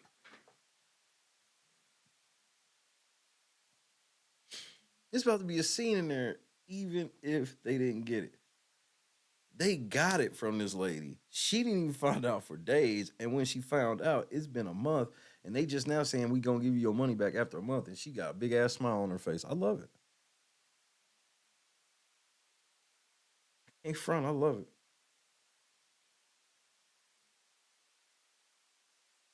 Most of y'all niggas would have went and popped the trunk. And half of y'all that popped the trunk would have realized you didn't have shit back there. So you would have just been acting like you was rummaging for the strap.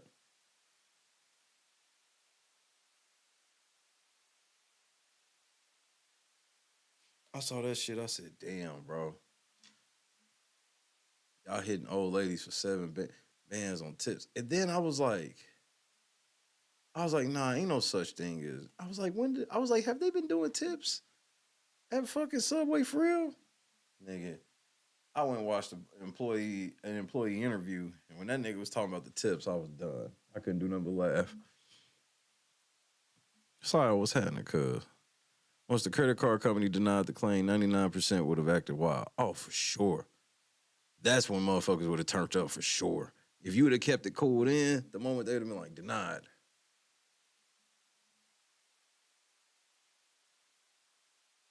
And here's the fucked up part. The only reason, I guarantee you, the only reason the credit card company denied it is because when they hit motherfucking Subway said that fucking shit was valid.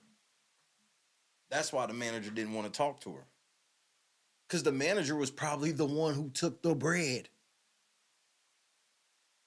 How else could you have gotten a $7,000 tip and got that shit out of there off your paycheck unless you was the manager?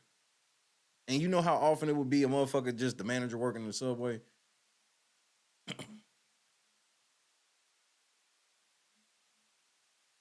So that's why the fucking store manager didn't even want to talk.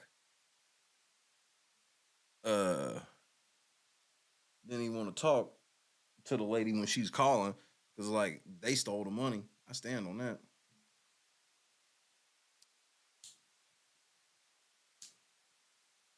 That's why when corporate found out about it, they was like, what?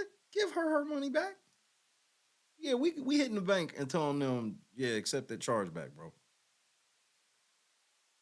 Whoever took and if they find out somebody put that shit, bro, that's termination. They gonna take that as you stealing. It's just really hard for me to believe you can survive out of that one.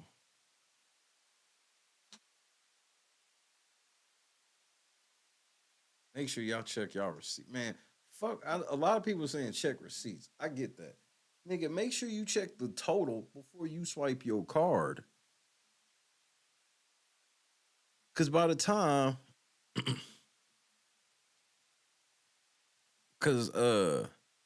by the time you get the receipt, it's already done and over with. So if there's a mistake, most cases it's gonna take 3 to 5 days to let you pay with debit in the place of refund you with cash. If you use debit, if you use credit, it's gonna be 3 to 5 days, maybe even up to 14. So that's why you should check the total before you swipe your card. Check that total.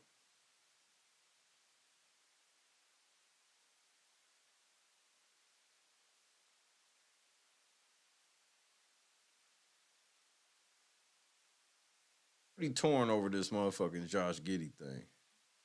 Because I'm with it when motherfuckers is like, well,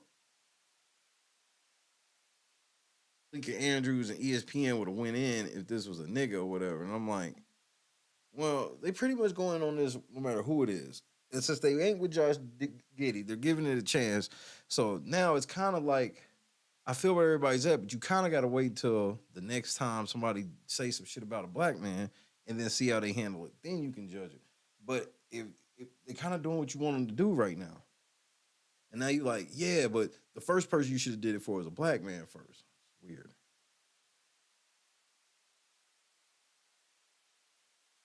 Christine, what's happening? What it do? What we got? One more day of trial today? That nigga was on there. Bro, I can't believe YouTuber with 100,000, federal informant, and proud of it. The proud part is was blowing me. Beating on the chest proud.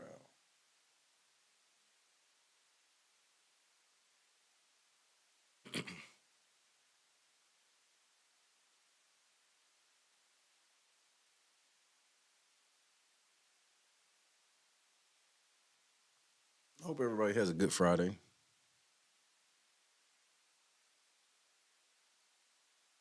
Drunk driver killed 2 cops in Vegas. What the fuck?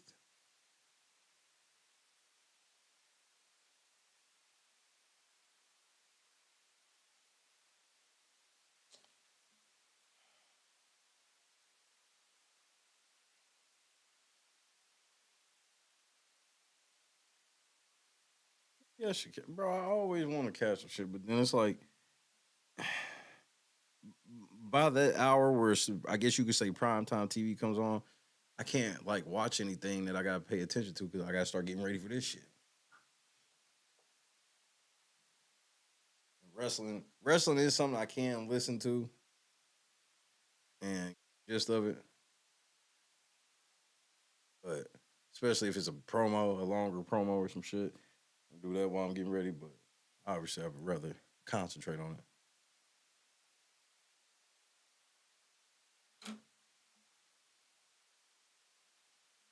That fucking sucks.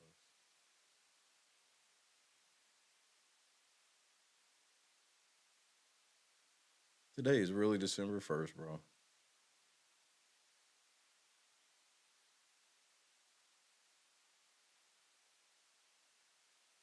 Suicide by firearm reached record high in Houston. Jeez, oh Pete.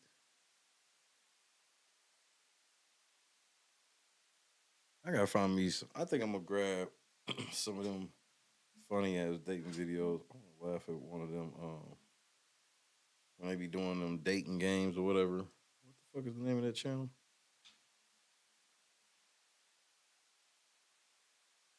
Hey, and for the record, that Ti shit with his son was playing. That shit was staged. The very next day, they got a video come out with some shit. Man, fuck y'all,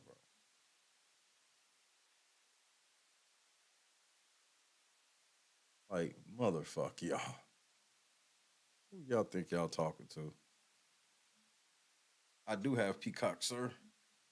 I do. I actually have everything.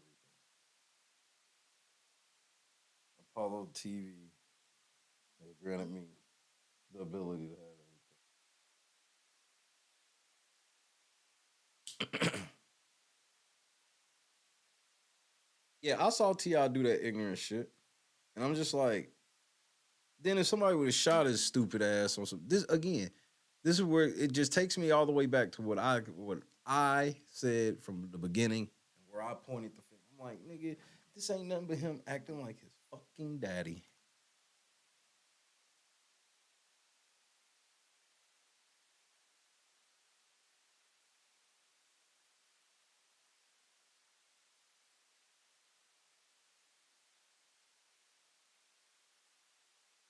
All right, here, I think I got it.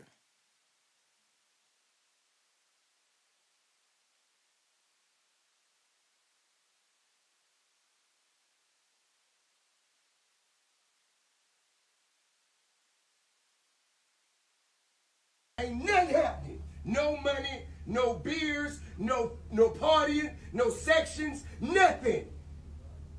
You put me in mind, ain't nothing happening. No money, no beers, no partying, no sections, nothing. You put me in mind. This nigga, bro. Hold on, man. This nigga T.I. be wildin', bro.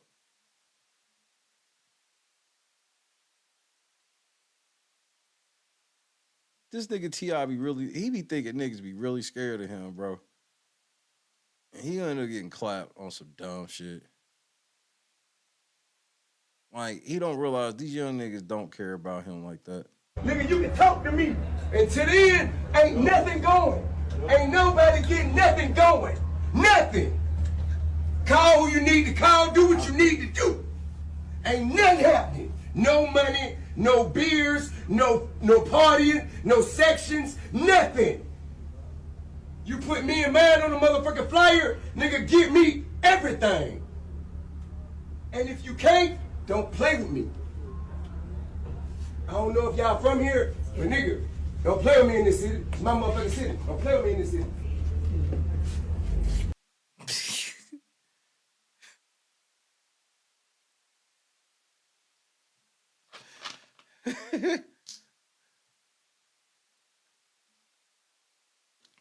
Nigga,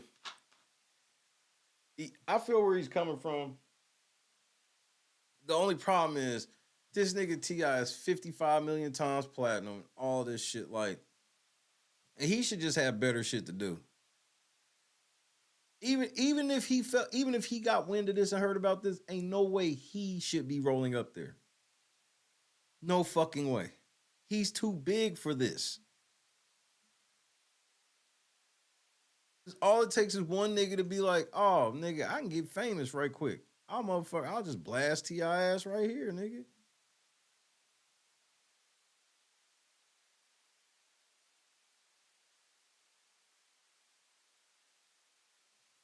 Let's see if this one looks like it's a little longer. Like you T.I. nigga. And again, you wonder why your son be out in public acting like this. It's cause you, nigga, like you what up, cuz? Nigga, you can't be out here like this, nigga. Nigga, he T.I. Somebody else got to be out there, nigga. T.I. literally has been T.I. for legit over 20 years, nigga. And he's one of the few rappers from that early 2000s that made it into like a legend status. And this nigga is just, his fall from grace has been embarrassing. And to the end, ain't nothing going. Ain't nobody getting nothing going. Nothing. Call who you need to call, do what you need to do. Ain't nothing happening. No money, no beers, no partying, no sections, nothing. You put me and mine on the mother flyer, give me everything. And if you can't, don't play with me.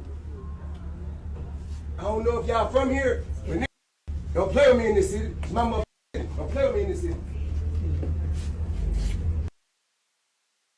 Dirt TV. And if you nigga, that like, there's no fucking way, bro.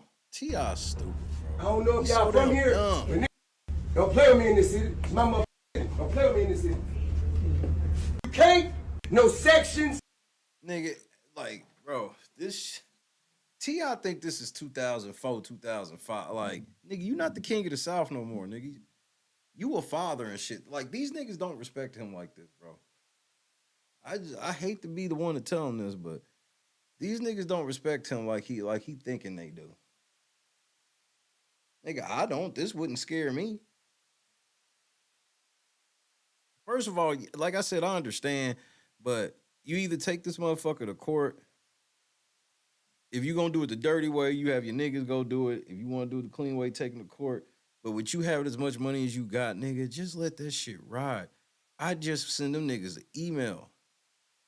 Or I go live or some shit and put them on blast. That's all he really needed to do. Go live and be like, hey, nigga, that party over on blah, blah, blah, that got me and my son on the flyer, we are not a part of that shit, nigga. That is not us. That's all I'd have did. It ain't even like, these environments are already very volatile. Like, just for the record, like, this environment, like, even if it's only like 100 people there, 200 people there, this type of environment is so volatile where it's just like loud talking can turn into gunshots within 20 seconds.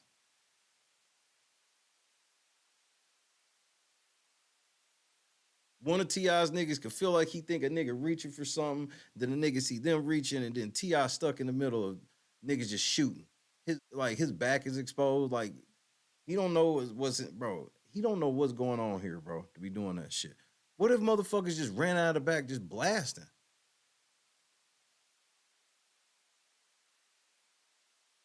This is a total this is for real. Like, You are watching When Keeping It Real Goes Wrong. Doing shit for the gram and put some respect on my name type shit, man. Go sit your old ass. I can't stand seeing old ass niggas act like this, bro.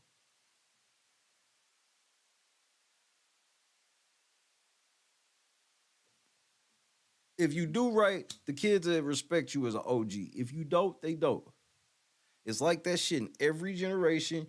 You ain't obscure from it, T.I. Like, nigga, either you one of the OGs motherfuckers respect, or you one of the loudmouth OGs that niggas don't respect. It's just that simple, my nigga. Ain't no way, bro. Ain't no way. Like, that's just a next level greed where it's like, let them have that shit, bro. I mean, look at it like this. This is why, I'm going to tell you another reason why T.I. don't need to show up. Let me tell you the natural karma of this situation, which is easy to figure out.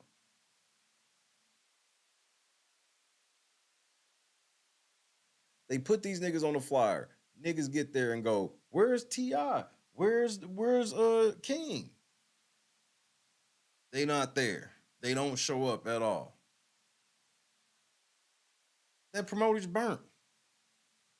People gonna remember such and such when he threw that party. That niggas didn't even show up. Then niggas would have been hitting T on the ground. Hey nigga, why ain't you blah blah blah? Nigga, I wasn't supposed to be there. The niggas ain't paying me no money. What? Niggas, I'm telling you, niggas would have left the club. If T.I. would have been live, word would have somehow spread through that club. T.I. ain't coming here. He said that these motherfuckers didn't even pay him or even ask him about coming. And niggas would have left. This shit is goofy. This is dumb.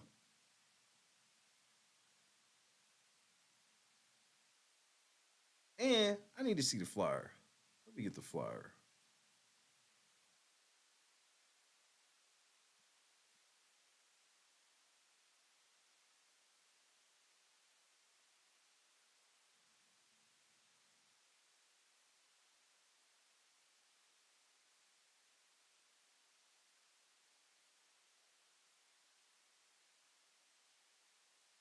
Like, promoters are dirty motherfuckers.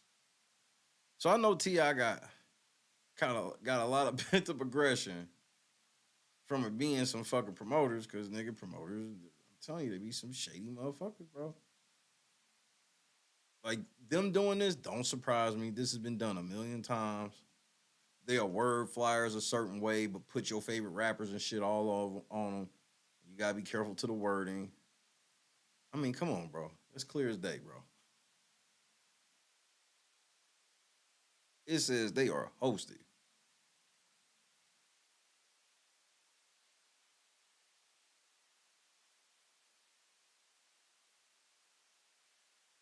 They wild for that.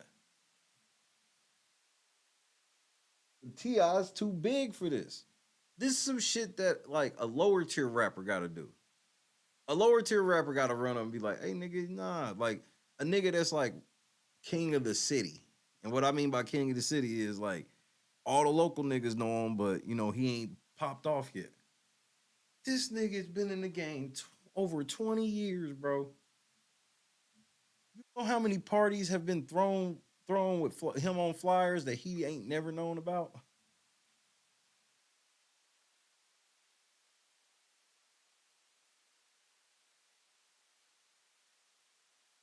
And sometimes them promoters stick together. If he gonna be acting like this, them promoters will start freezing his ass out of his own city, number one.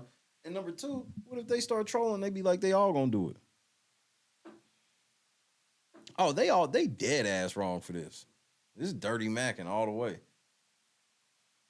But here's the thing. Who's promoting it, we don't know.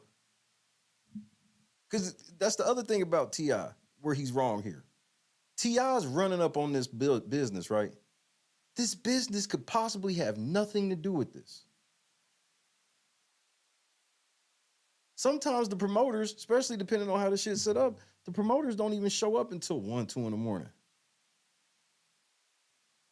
When the crowd get there so they can start clocking the money. For real. So he literally sitting there yelling at employees. Like these niggas run the door and shit. Like he yelling at employees. Like these niggas, he act like these niggas made the flyer. All he needed to do was get confirmation he was talking to the promoter. But he don't know. And you putting this nigga on.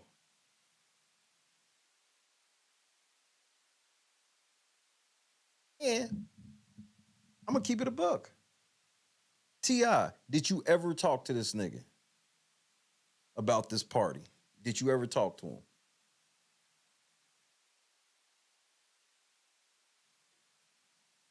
Did you talk to him and he just didn't give you the money yet?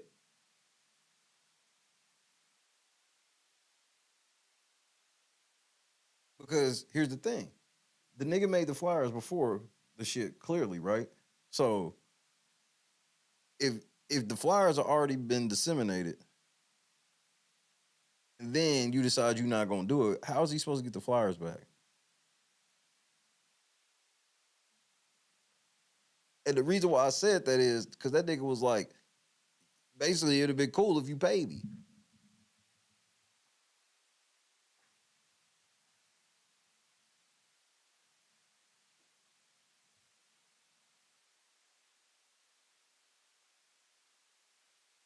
Nah, I'm cool with them stepping on this shit, not doing it, but like this is unnecessary. And if niggas starting to feel like you trying to flex and hold your nuts on them, and niggas is gonna try him, and niggas know he be out with his family. He act like he still be on the block. That's the shit that be killing me, nigga. Them glasses are prescription, nigga. You old.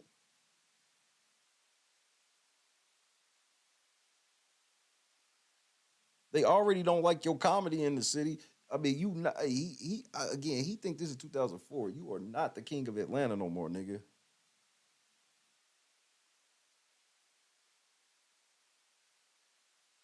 This nigga act like he's still on the block when every time we see him, he with his kids and his wife and shit. I'm like, nigga, why are you trying to bring this smoke around your kids? Like, nigga, if I put, like, for example, I used to get kind of hot headed in games when I was younger playing basketball. Cause like, basically, little man complex, like, you big ass niggas ain't just running over me, nigga, and I'm just gonna act like it's cool. Nigga, I can't do that shit now. If I was to play in the over 40 league, nigga, I'm just out here playing. Like this nigga out here with these kids, and we sitting here right now. He's in the same city where they talking about YSL, Rico, all these niggas. They sitting here talking about YFN and all these niggas. I'm like, nigga, and there's other niggas around too. Fam America got they motherfucking boss back. All this shit going on down there, and this nigga, he act like he can just walk around the city talking like this.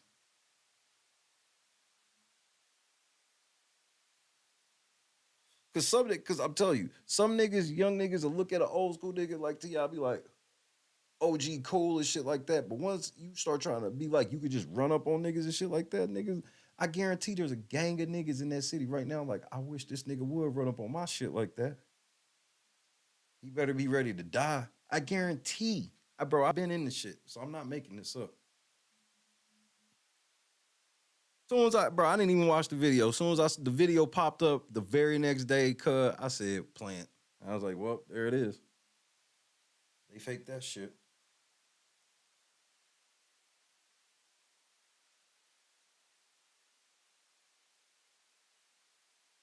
Like all of a sudden, all these things are happening with T.I. all of a sudden in the news cycle nonstop for a week, just with separate shit. Sure, it's about to be some type of announcement. They probably got a new TV show coming out or some shit.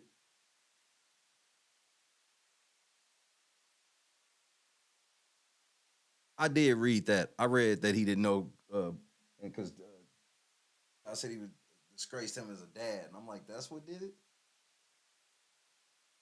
I'm like, you know why your son didn't know Tupac was in movies? Because his dad's one of the greatest rappers of all time and ain't taught his son shit about the game. No history, nothing. How are you, T.I., considered for sure in the 2000s? T.I. is a top 5 rapper of all time. From 2001, maybe 2003 to like 2010, damn near every song he made was a hit record. How you not even teach your kid about Pac and Biggie? Like, for real, that's like your fucking kid. Like, I guarantee LeBron James kids know about Jordan for real. You know what I mean?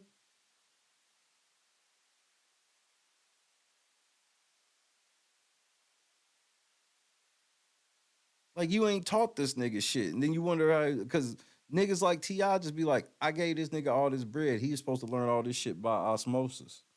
But he was confused. You say one thing, but then when you get on Instagram Live and then get on TV and shit, you all loud and aggressive and all this other shit. And then you wonder why he turned to. That's why I was laughing at all these people mad at King. Like, I can't believe he went live and acted like this. Here we are again. Listen a couple days later, proving my point. Because this is new.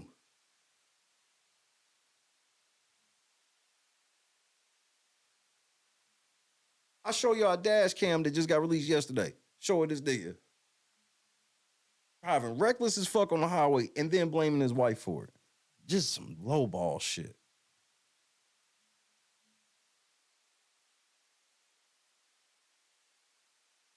That nigga Tip weak, bro. This some weak shit. He only ran down these niggas because he felt like he could. If this was some hole in the wall in the fucking hood, he would not have pulled up.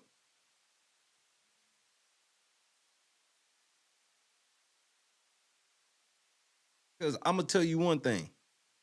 I know for sure, obviously it's still alleged, but in my opinion, I know for sure that this nigga, when he saw this flyer, he made some phone calls first. He didn't just run in there blind. He knew that the niggas there was some whole ass niggas that could do this. He could do this.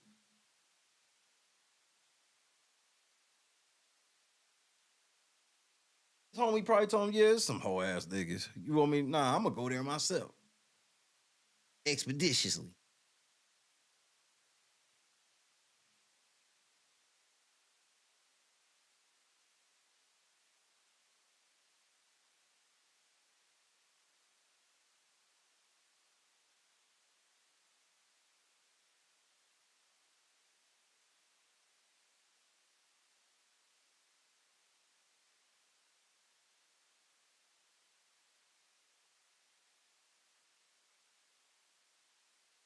Just the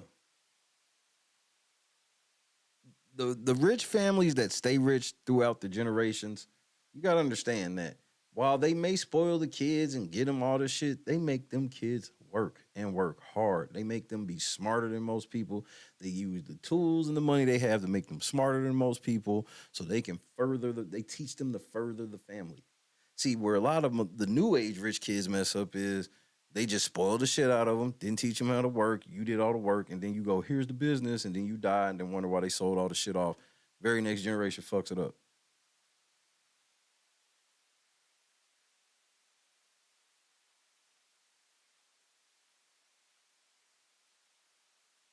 T.I. probably drunk right here. He probably been drinking.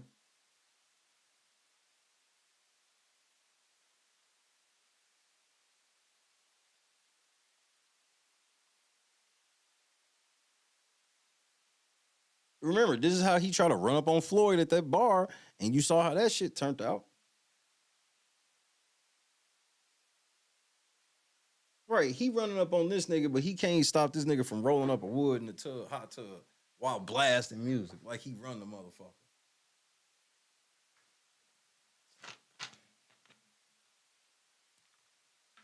Why? Because you ain't got him on no schedule.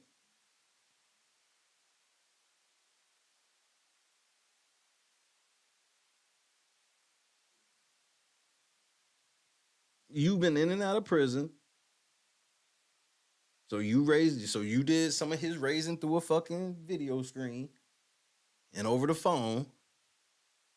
Then when you wasn't in prison, you was on the road a lot.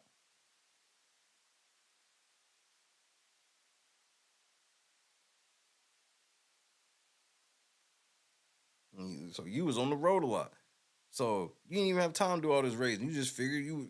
And so then he do want to be like his daddy, but the version he got to see the most, TV daddy. But you didn't teach him how to rap. You didn't teach him how to rap, write rhymes. You didn't even teach him about Pac, bro. That's absurd. Like, that means they didn't even sit down and watch All Eyes on Me. Nothing, bro.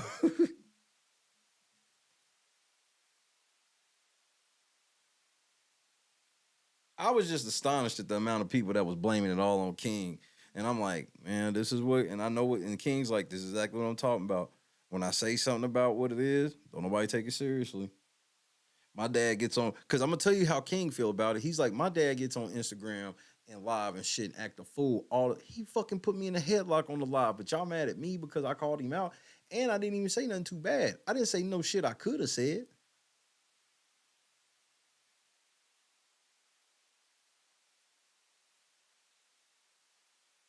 That's T.I. fault. Anything he don't know about hip hop is directly T.I. fault. It's like, how you not even teach your kid the basics of hip hop? Football know the basics of hip hop. She know who MC Hammer is and shit.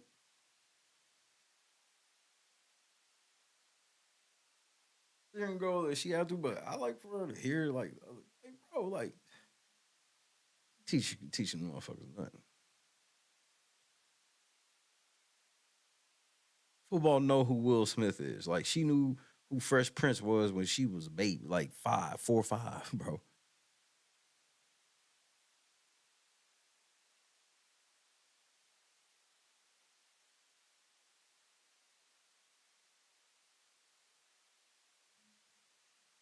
Yeah, King gave himself away calling the pacifier a passy. He sure did. They gonna talk about me having a passy. So you did. But they was dirt. That's the other thing where I was like, nobody called them out. Yeah, you was used to be wanting to go. You was sucking on the pacifier and used to hold your breath and have temper tantrums to go over there. I'm like, why would you?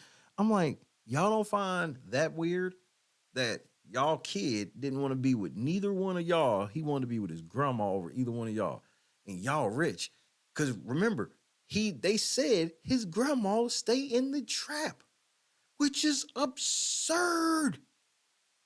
How the fuck does T.I. have all the money he got? And bro, I'm sorry. Sorry. If I got T.I. money, football grandma ain't living in the fucking trap. Cause she gotta go over there. I ain't sitting there saying we gotta buy grandma a fucking mansion, but she ain't staying in the fucking trap. Cause that's they think. They don't like him hanging out in the trap over by his grandma's house. And I'm like, well, why don't y'all get his grandma out of the fucking hood, nigga? Y'all actually have the money.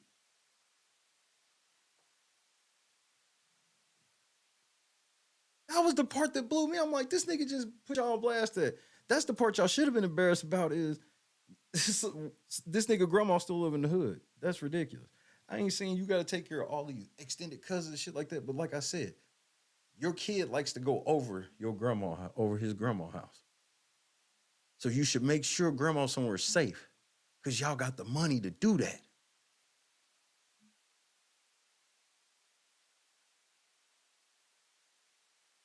Like, I like to play outside shit. These niggas stay on the compound.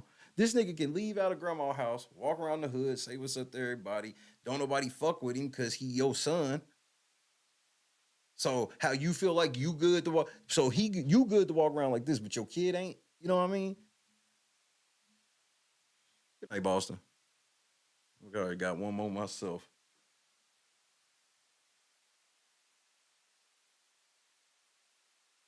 Bro, Tata, just on some real shit, common fucking sense. If you've watched hip hop news or just kept up with hip hop on any type of level, you ain't even had to watch Love and Hip Hop or any of them shits they did or any of that shit. Nigga, T.I. got house money. If you see T.I. and Tiny together all the time, where the fuck are the kids? They would just trot them niggas out for photo shoots and shit like that. Meanwhile, they drunk, arguing like ratchet motherfuckers. Like, that's some ratchet ass arguing for you to be flying on the highway like that to the point of getting pulled over. That's some next level. You know they argued when they pulled off. Bitch, I can't believe you got us this ticket. You already know how that shit went. Come on. Stop. You know how that shit went.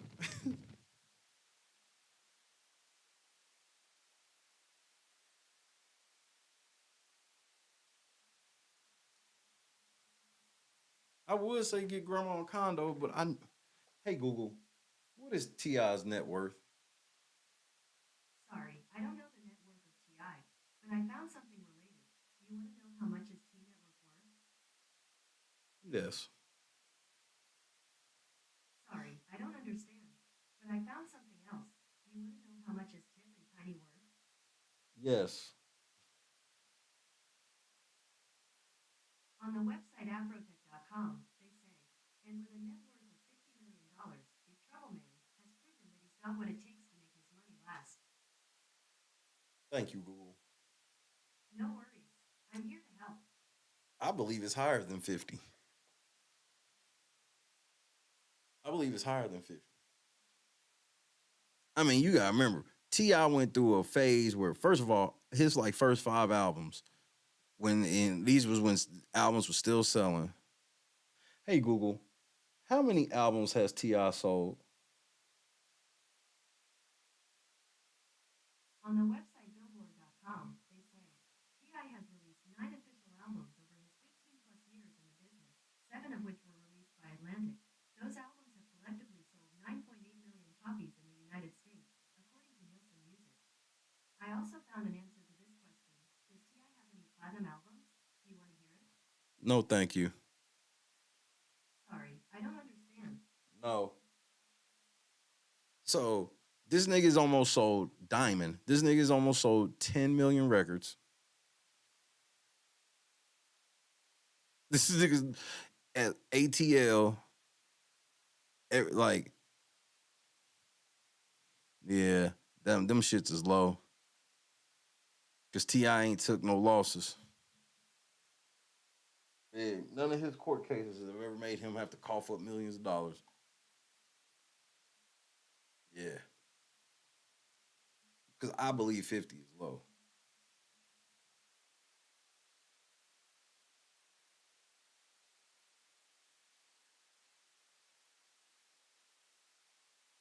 Let's see. Let's just look what movies this nigga was in. This nigga was in Genius, Dolomite. Yeah, I remember him in Dolomite. Trap.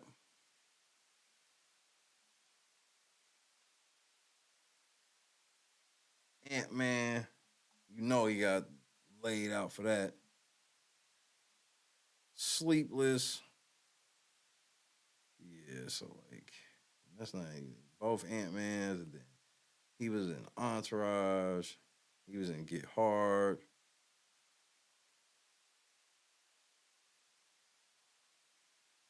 House of Lies. Single Ladies. Identity Thief. Hawaiian 5-0. T.I. he's been clocking bread since forever. He was in the 8 episodes of Boss. Takers. I forgot about Takers.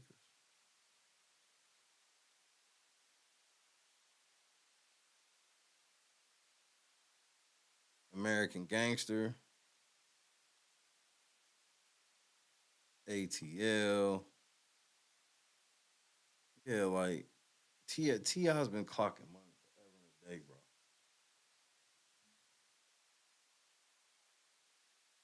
And that's because different sites have different shit. None of them shits are accurate. It's just, all that shit is like the most ballparkish shit ever.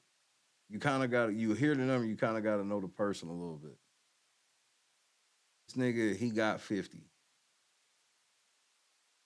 Low end, I say low end 25. And if he got 25, that's still enough to have grandma in the fucking house. Period. I don't care if you don't like her. I don't care if that bitch gets on your fucking nerves. But your son goes over there.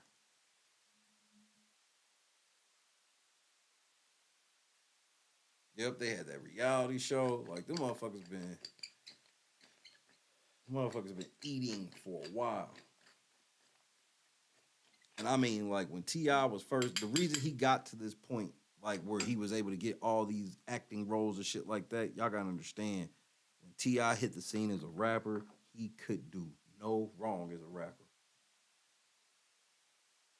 This nigga he went to jail and dropped that Gangsta Grill. That Gangsta Grill mixtape is still one of the hardest mixtapes I ever heard.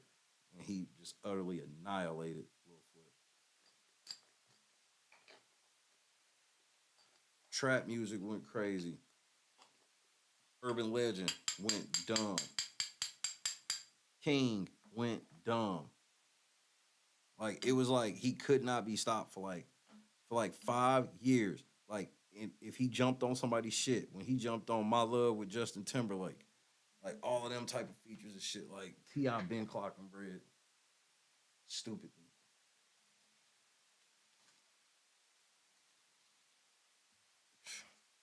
He was never a classy person. How could he teach? The thing is, he was never classy.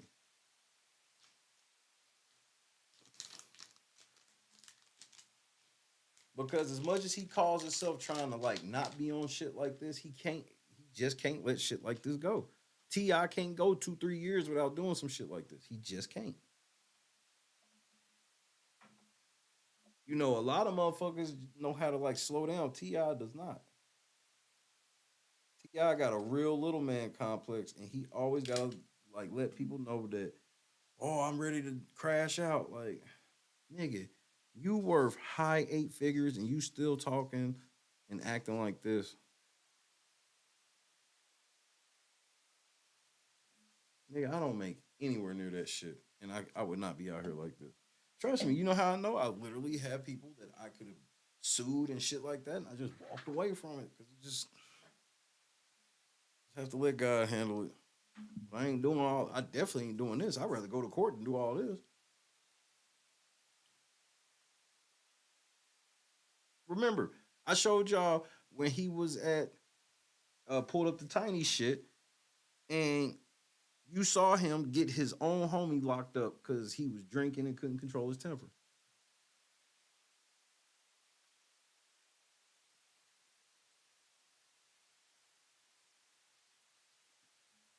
Now, as far as should T.I. be mad, for the record, yes.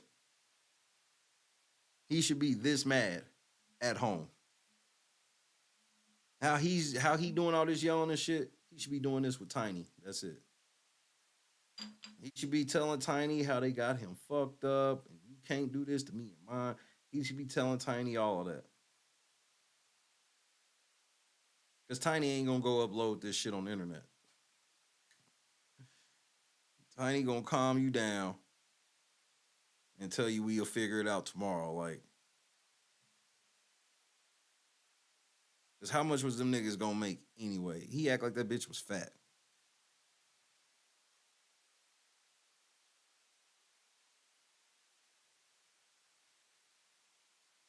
That's what I'd have did. I'd have got off the air and sitting with Christy, cussing them motherfuckers out like a motherfucker. Man, them niggas got me fucked up. Nah, fuck that.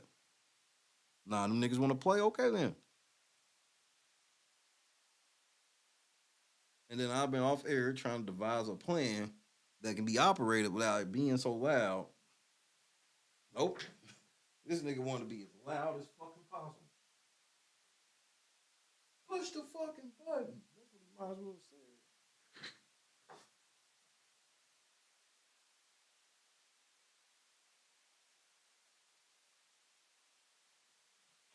Man, you know T.I. and motherfucking Tank. Man, they got caught with ecstasy one time. One time they got pulled over and arrested for having ecstasy on.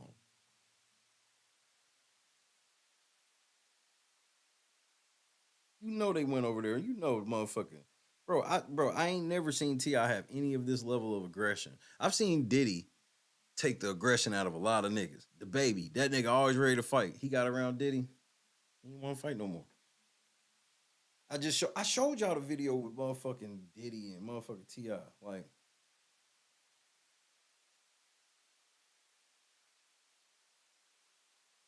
first of all, T.I. can't get to where he at without bowing down to motherfucking Diddy at some point. Like, come on, man. T.I. be looking zesty now, bro. That's why this shit look weird to me. I'm like, nigga, you low-key look zesty. Like, who's this zesty ass nigga out here with these dreads? That's T.I. T.I. who? T.I.P. nigga. The rapper? Zesty ass nigga. This zesty ass homeless nigga. No, it's not. Nigga, you goofy. I almost thought it was him.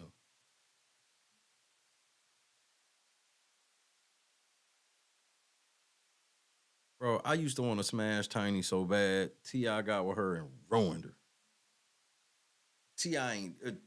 Tiny ain't never looked the same. Tiny, when she was with Escape, damn near.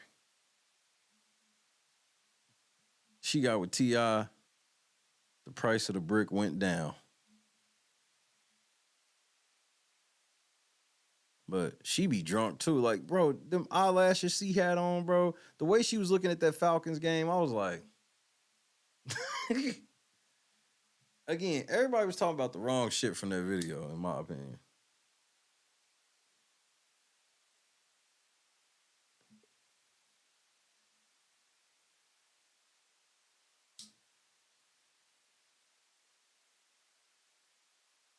Yeah, she turned into a Muppet right before our eyes. Like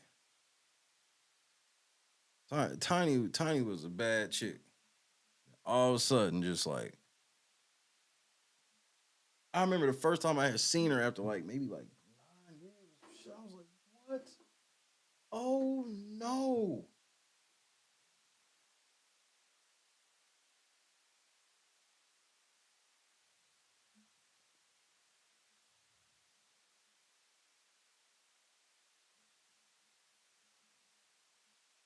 Partying too hard, never stopping. And then like, okay, I ain't even gonna kill them if it's on some shit where it's like, okay, once or twice a year, y'all go out on some shit and then y'all get kind of wasted or whatever. But like, bro, King spilled the beans and bro, King told. And we can see it, bro. T.I. be drinking. He a drunk.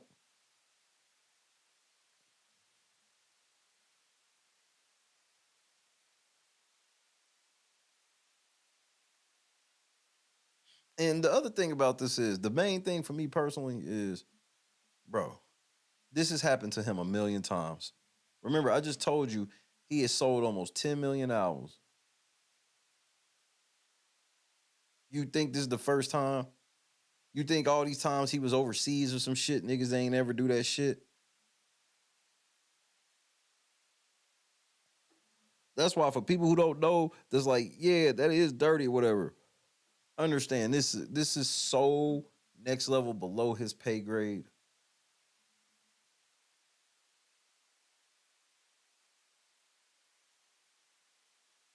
Then if he pulled this on him, then if it's some shit where it's like, if the promoter got any type of story that other promoters will listen to, remember T.I. be trying to do his comedy shit, they will freeze this nigga out of the city. He ain't got no juice like that. Not without spending a bunch of money he don't need to be spending.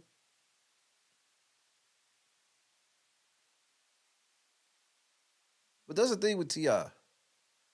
I'm like, as soon as he wanted to have do comedy, why didn't he just build his own comedy club?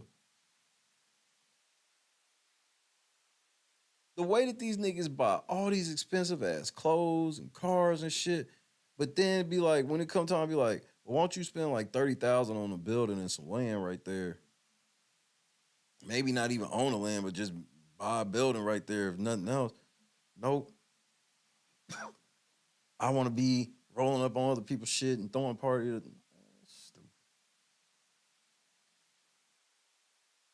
But again, I don't know why, but again, Atlanta has turned so bougie. I used to marvel at it. Like when I went last time I went in Atlanta on some hip hop shit was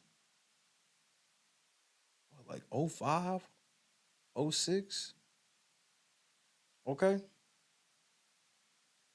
I marvel listening to the radio because radio was still big. I marvel listening to the radio because it was like they played everybody. It was like, so when you wonder like how the Franchise Boys and D4L, all these groups out of Atlanta got big, it's because Atlanta was really good at, nigga, if you was doing your thing in Atlanta, they would give you a chance. If the fans didn't fuck with you, they ain't fuck with you. But it wouldn't be because you didn't, niggas didn't even play you once. But then they hit too many out the park. You talking about Ludacris was a radio DJ, busted out of the park. Then you got motherfucking Outkast, Ludacris, Goody Mob, which, CeeLo, which some white people know as Gnarls Barkley.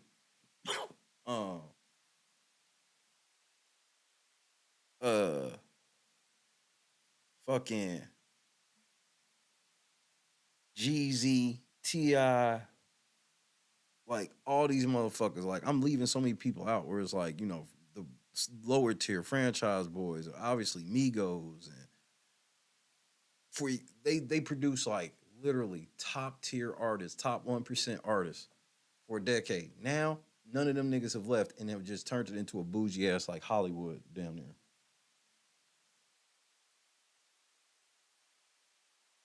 That's why Keith Lee showed how like regular people get treated when they go to restaurants. They get treated like shit. Why? Because they only worried about when the celebrities pull up, because the celebrities are gonna pay extra for the shit and they gonna motherfucking tip good. Everybody else, they like, fuck y'all.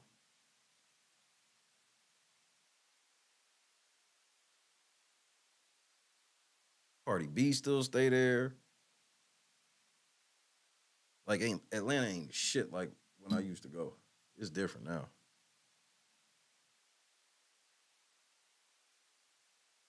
Oh, nigga, you gay.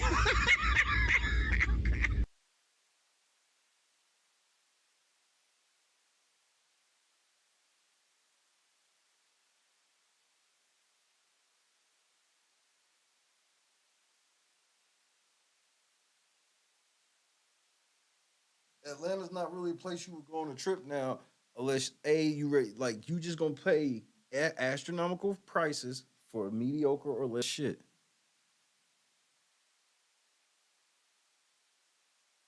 That ain't true, Tata. And this ain't no humble brag because I ain't never been rich, but I've known multiple NBA players, and knowing NBA players, that is the pinnacle of knowing a rich person. You know what I mean? Because them niggas is different type of rich. Because you'll hear this rapper got this bonus and blah blah blah, this that, and he may have got ripped off here and there, blah blah blah. No, them NBA niggas really got that money. Okay, and what happens is people just give it to them, and not even because they want something. It's just because they show gratitude a lot of times. A lot of times, just be like, man, you one of my favorite players, and the fact I got to meet you is cool. I want you to remember me by me giving you this. That's really what it be. But a lot of times, a lot of motherfucking players still just be like, no, bro, I'll pay.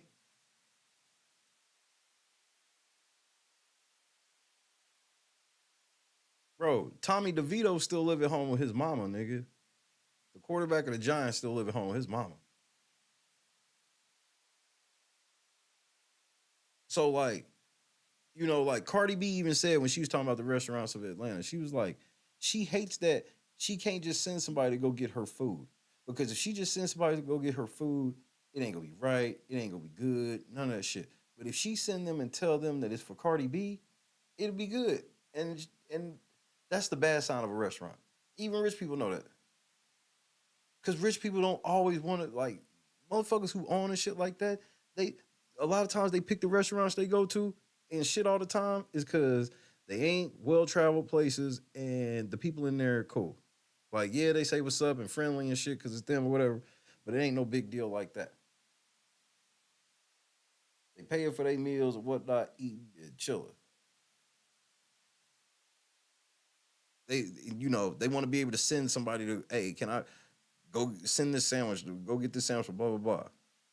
And especially when you're an athlete, when you out of town, you can't even be loud when you getting your food. Especially in the playoffs, niggas will put shit in your food, nigga.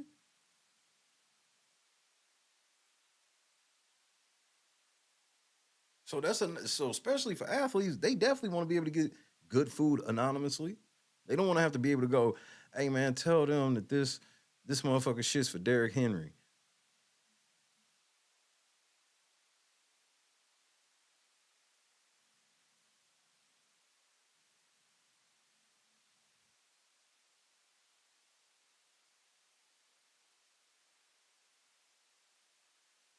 Somebody should start doing where they'll do one anonymous before and then double back with them being themselves and compare them.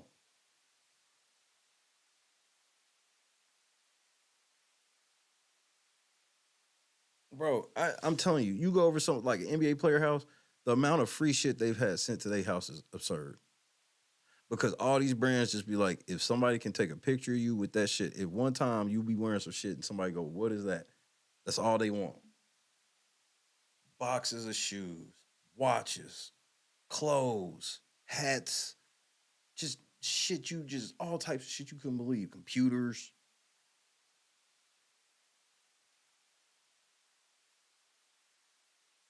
All types of shit. That's why I laugh when niggas like brag about LeBron spending $1 million on his body a year, but assume that it's all legal. How can you legally put $1 million of nutrition in your body a year? That sounds like you juicing. Cause that juice sound like it's like $750. There's only so much Whole Foods and shit you can do, nigga.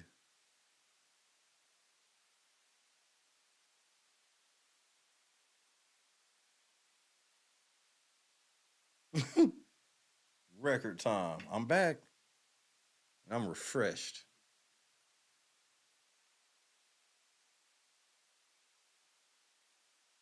Bro, if you've ever met, bro, I don't know how many people. I've actually met LeBron. I've actually shook LeBron's hand and did like a bro hug, right? The nigga paused, swallowed me. I couldn't believe how big this nigga was for real. And this is before he got Miami Diesel.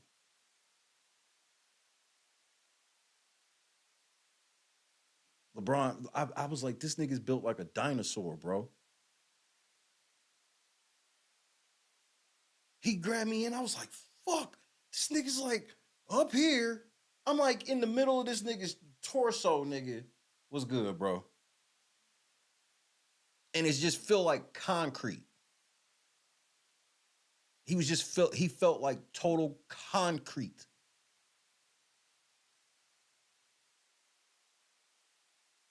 And this is before he went to Miami and got soup when he turned into the fucking Megatron.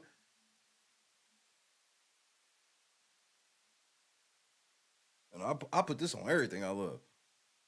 From that point on, I was like, nigga, LeBron built like a dinosaur. I was like, y'all don't have no clue how TV don't do that nigga justice. That's why he was able to do. That's why he's not doing as good as he could now, because he ain't never have to work on his jumper because he's so fucking big and fast that nigga, you get in front of that is, bro, you fouling him, he's still dunking on you. I think he juice.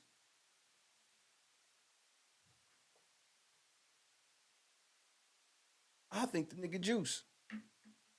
I've sat courtside and seen him play before. Matter of fact, it was the same night I met him. I watched him play courtside before and then met him at the club after. I believe that was the same night.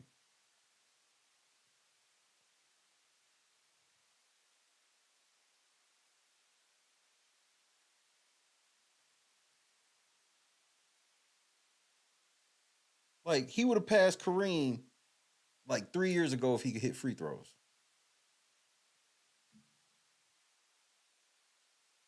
And I've met so many NBA players. LeBron's the one for real that that's the one thing when announcers say somebody built like him, you'll probably never see another nigga like that. Like, he's the Shaq of our generation. Shaq wasn't that great of a skilled basketball player, but he was just so fucking big.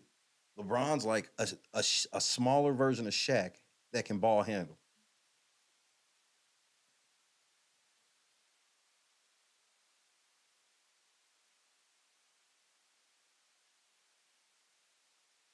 Yeah, he can hit some shots when he get hot, but his jumper is broken just from the fact of if you watch him, every time he shoots, he leans backwards. Every time. Even if it's a wide open shot, he leans backwards.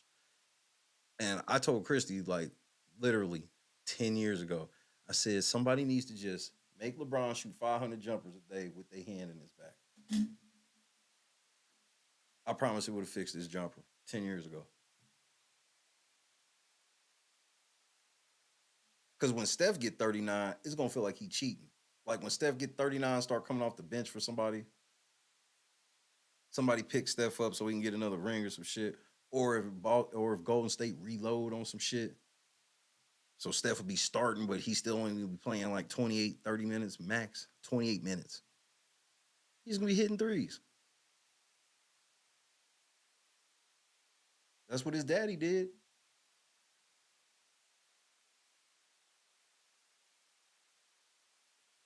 That's when Steph is really going to put that three-point record in a place that is unseen.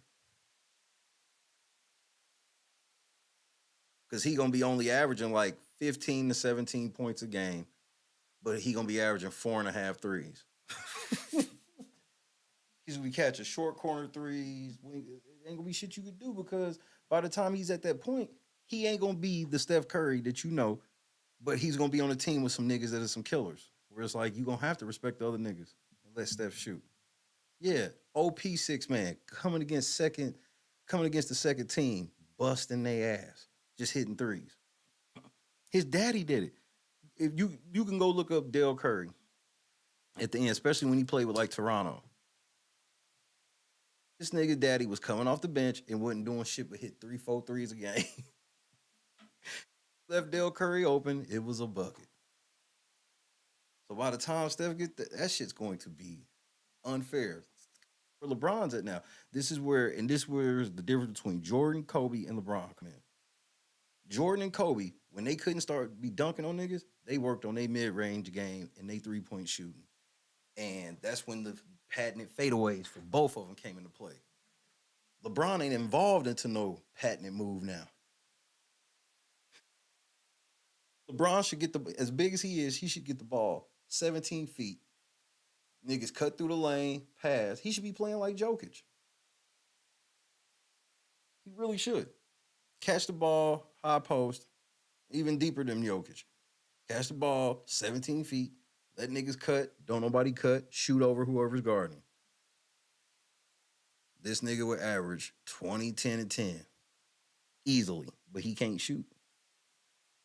Free throw, bro. LeBron ain't never shot 80% from the free throw line. One point last year, mid-season, that nigga, they was like, LeBron's 59% from the free throw line. I'm like, this nigga's y'all GOAT. A nigga that, bro, my GOAT can be fouled at the end of the game.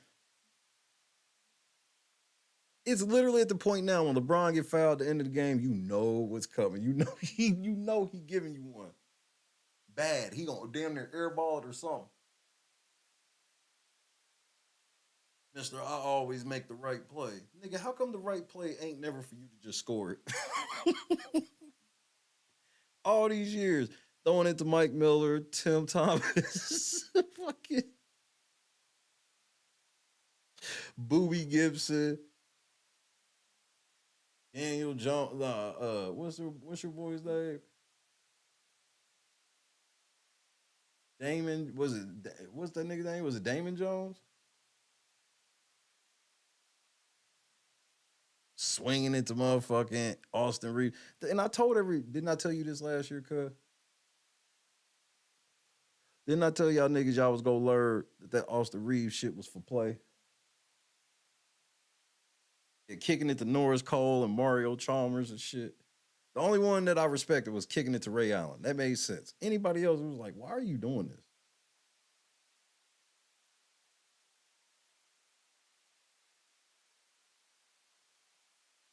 We about to fire a new one up. About to fire a new one up.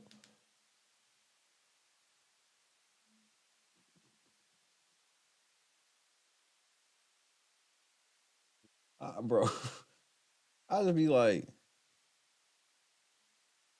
that should be killing me, bro.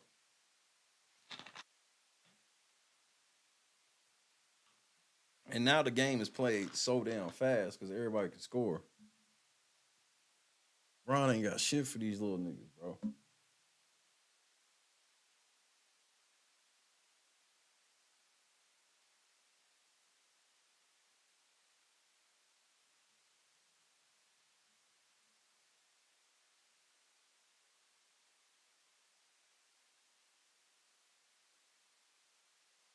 But I promise, LeBron James is one motherfucker. I'm like, he had to be on steroids. Had to be. Humans aren't built like him. Humans aren't 6'9", damn near 300 pounds with like 9% body fat. With massive speed and agility.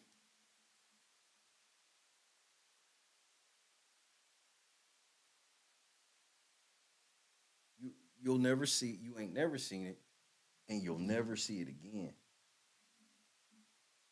Unless, I mean, like even with Wemby, some shit you'll never see again, but his shit still looks realistic. Like he just happens to be a tall nigga, and his career ain't gonna be long. Niggas that's tall, like obviously I don't wish no ill on the kid, but just historically being that tall and moving like that, you're gonna have some problems here soon in a couple years. You know, and same thing with Chet, but it's like neither one of them are getting ready to be the size of LeBron. If either one of them get about the size of LeBron, they juicing. Period. That's why KD, the reason why KD got to be so good while being string being the whole time and hurting his feet and being gone is because he knows how to shoot. The rest of them niggas can't shoot.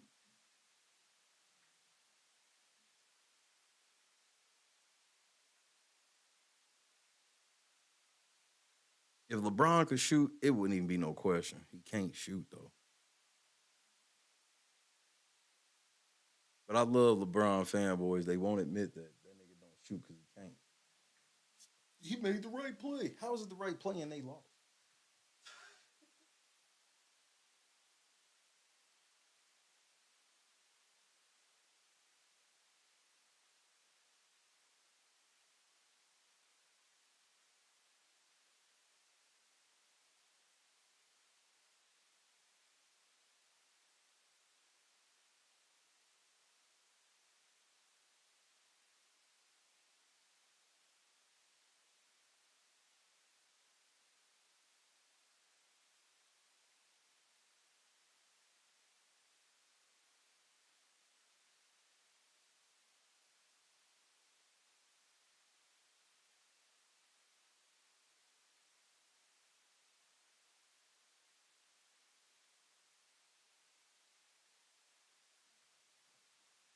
My bad. I had to grab something. Hold on, let me grab one more thing.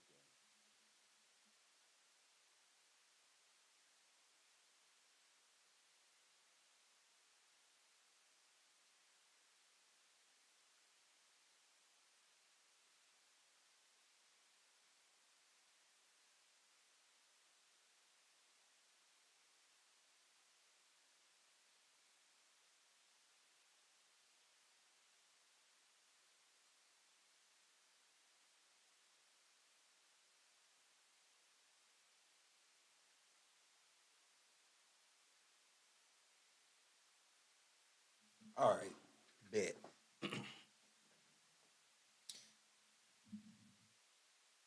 I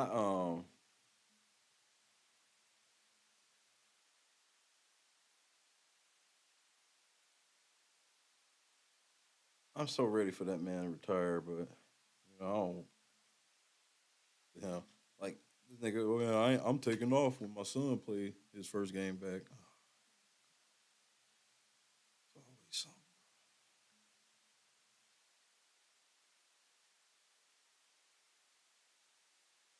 They got they at bro. Philly beat the brakes off of them. They lost by 44 fucking points, nigga. I'm like, man, how did y'all get drummed like this?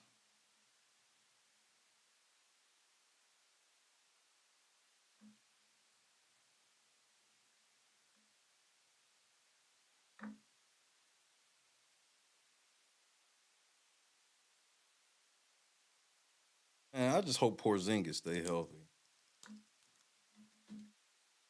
How this nigga do, bro? Porzingis showed me he can stay healthy, then I'll start getting hyped.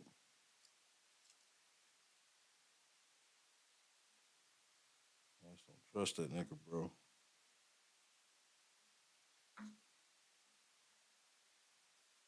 I don't trust him, bro. That's my word. I want to, but Dallas know how good that nigga can go, and they still was like, we'll fuck with Grant Williams.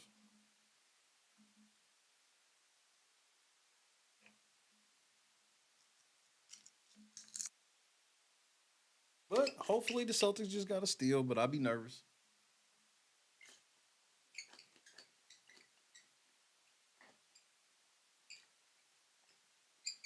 I'd be nervous. Make sure you hit that like button. Hit the PayPal Cash App link if you have not, so we get the $25 goal. Shout out to those who have. Obviously, you'll be on the screen during tomorrow's intro.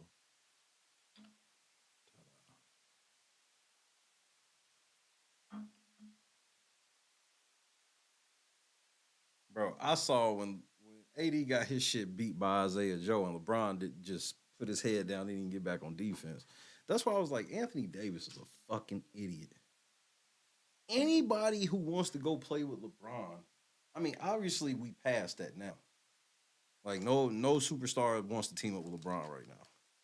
But like when AD did it, I understood like a superstar still like, hey, I can maybe get LeBron across the finish line, but the only problem is like, nigga, you know good and damn well if y'all win, it's you not gonna get any credit at all.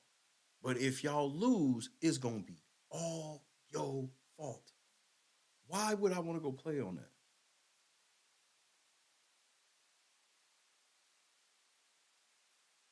Hey, Tata, you think they might find Puffy before they find any of these people talking?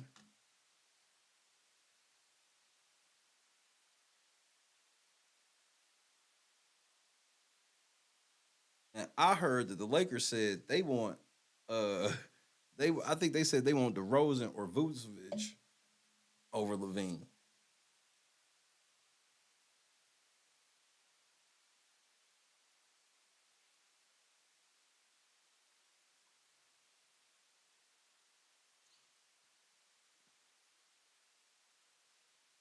They fucked up giving Austin Reeves that money. I told them they should have let Austin Reeves go because they got what they was gonna get out and let him be somebody else's problem. Because I'm him, nigga. Anybody who fuck with me, no, I didn't fall for none of that Austin Reeves shit, and I expected everything that how that nigga getting locked up now. I expected it. You on the scouting report now, fool?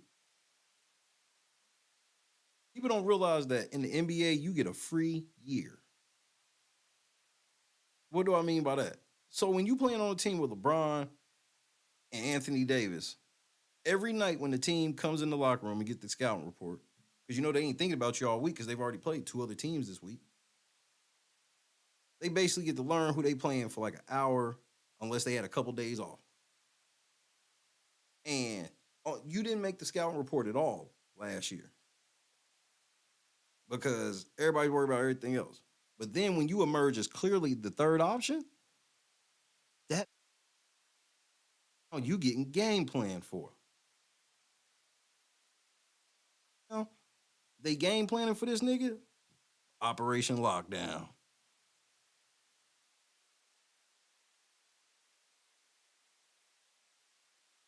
The NBA is not hard to figure out if you pay attention to certain little shit. You got to know why certain people are getting off, even if it's for like a season.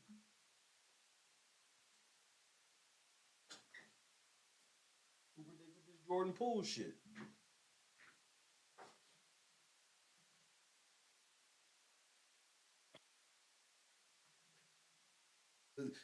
Everybody thought that this nigga was getting ready to be an all-star. And I'm like, the disrespect to Klay Thompson, Draymond Green, and Wardell Stephen Curry Jr. You do understand that this nigga was only getting any of the shit he was getting because of motherfucking Steph. Then they try to make it seem like motherfucking he's the reason we won the championship. Wait a minute. He did good in the first round. Then he tapered off in the second. He basically disappeared at the end of the Dallas series, and that was it. Against the motherfucking Celtics, the Celtics shut Jordan Poole down. Steph Curry had to go full nuclear for us to win the chip. Full nuclear.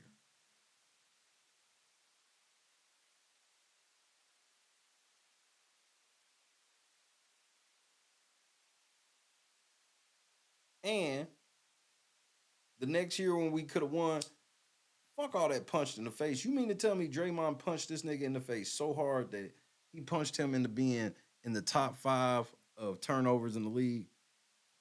Jordan Poole had, I think it was the third most turnovers in the whole NBA last year.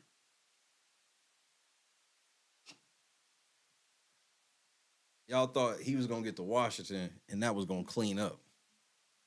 Right. At least Kuz know how to get garbage buckets though. Kuz ain't gonna play much defense, but he gonna fuck around and still have like 25 and 13. Jordan Poole can barely get to 20 because he don't know how to get buckets by himself. He didn't realize how much spacing he got due to Steph and Klay out there. Now that the whole defense is looking at him, he don't know how to get any type of real shots. And then he get open. He trying to show off on every play. Yes, people want to see flair and flashy passes and shit. Nigga, but you try to do it on air. Bro, that shit he tried to do to Porzingis was the most disrespectful shit I think I'd ever seen in the NBA. That nigga thought he was gonna walk that nigga going behind the back like that to the 3-point line, just fade and just jay his ass down like he was at the Y.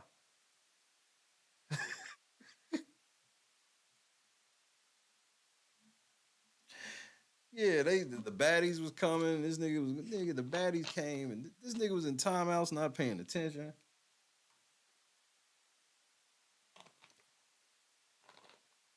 They showed that timeout when that nigga they drew up that fucking play, and that nigga paid attention, and the timeout was over, and he was trying to look at the clipboard to figure out what's going on. I was like, bro, and now I get it. I was so mad that we traded for Chris Paul. I was like, man, we could have got something else. But I'm like, I think we was like, man, if we can sneak some shit off with Chris Paul this year, cool. But at least we'll get his contract off the books next year, and we can get some niggas. We can get a nigga to come play with us next year, and be like, here, nigga, because them niggas gave the team to KD. They'll do it again now that they older. Get some young up and coming superstar and be like, come on, man, you come over here, we'll hand you this shit.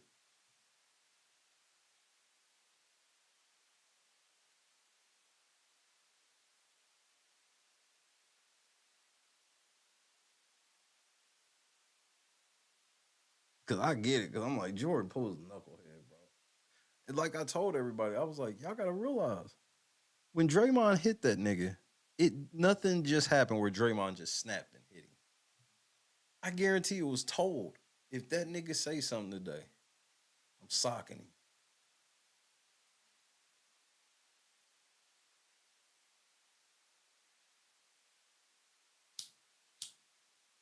Who did the whole team side with? Just think about that. They traded the nigga. The whole team, by trading him, the whole team in unison announced that they thought he was a straight up bitch. Get this bitch out of here, nigga.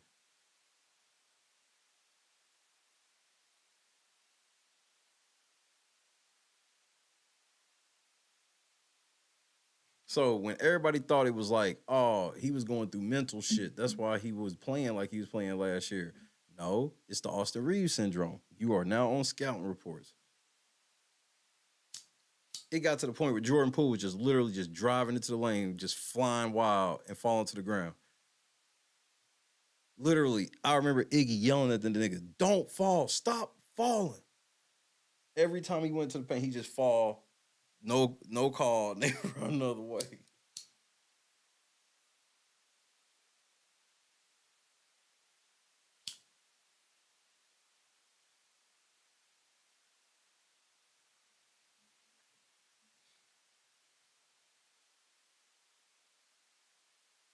Hey Google, how much is Jordan Poole's contract? $128 million. On the website thetrack.com, they say Jordan Poole signed a 4-year, $128 million contract with the Golden State Warriors, including $123 million guaranteed and an annual average salary of $32 million. In 2023-24, Poole will earn a base salary of $27,455,357, while carrying a cap hit of $27,455,357 and a dead cap value of $27,455,357. You can't trade that. Thank you, Google. You can't trade that nigga nowhere, bro. You can't trade that nigga. Nobody wants to take a $27 million cap hit for this nigga. To do what?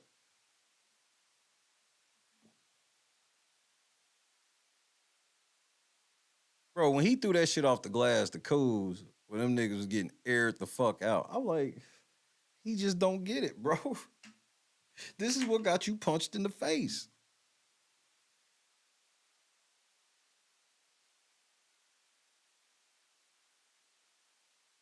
I remember he used to do stupid shit like they would get a technical foul and Steph would start walking to the free throw line and Jordan Poole be like, well, my free throw percentage is technically higher than yours, so I'm shooting it. Niggas like, what the fuck? I remember one time he tried to do that shit to Clay and Clay said, nigga, move, I'm shooting. Move. Like he used to do disrespect, like he was disrespected, like he thought that was his team for real. All he had to do was sit cool for like 2 more years and get good and get better. And they was gonna hand this fucking team to him. That's why they gave him the money. They didn't give him the money because they expected him to be great right now. They gave him the money because they wanted him to just consistently get better. That nigga fell off a cliff. He got the money and literally fell off a cliff. They was like, he got the money and came into training camp disrespectful.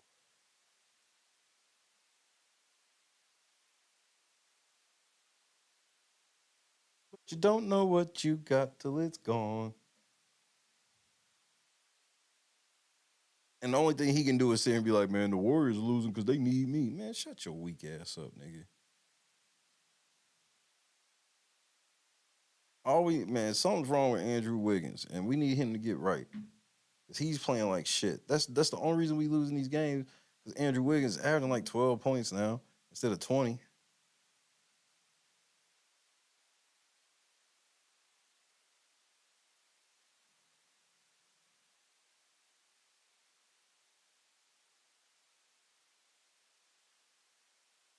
Something wrong. That's another thing about basketball and football, sports in general. If you watch somebody and they playing, especially if they a bona fide player for years, and they still look like they in the same, they body look the same and everything, they still getting up and down, but for some reason they striking out extra, they missing throws, they not hitting their jump shots like normal, bro. The smallest little injury that won't keep you out of playing, that could be nagging, keep you from doing. Motherfucker have like an ingrown fingernail. You gotta wait for that shit to heal so you can shoot again. A little tweak in your calf can keep you from shooting properly or throwing. Bro, that was the same thing with Burrow, where it was like, Burrow didn't just suck. It was clear something was, and then all of a sudden it was like it was his calf. You could tell it was something just wasn't right. He didn't forget how to throw a football that quick. Just forget.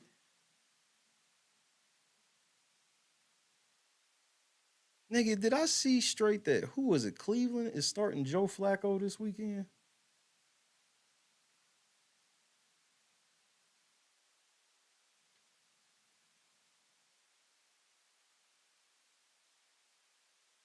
I'm sorry, I'm calling Kaepernick before I call fucking Joe Flacco, nigga. Nigga, whoever can hear me right now, what is it, 28 people in here? Whoever can hear me right now, I'm calling any one of y'all before I call Joe Flacco.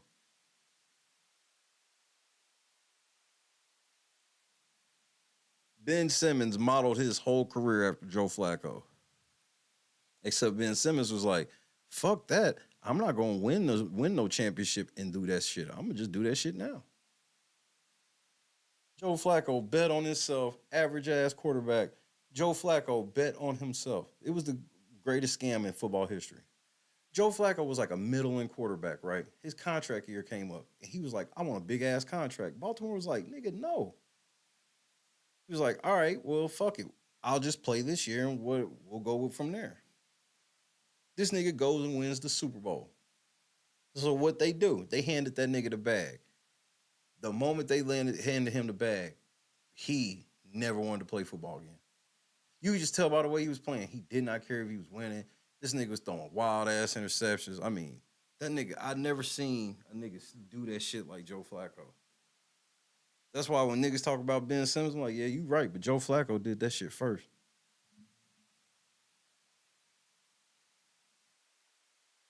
Oh yeah, Ray Lewis definitely, they definitely that defense for sure, but Joe Flacco was still all pro. He wasn't out there like Trent Dilfer. He wasn't out there like when it was Trent Dilfer. Let's get that straight. Come on, Mike. You gotta keep that a buck. That year, Joe Flacco contract year. I'll look up, just tell you what his stats was right quick, because it's easy to find.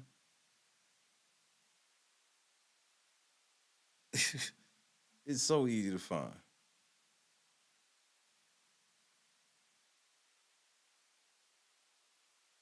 Take Joe Flacco this weekend too. Let's see.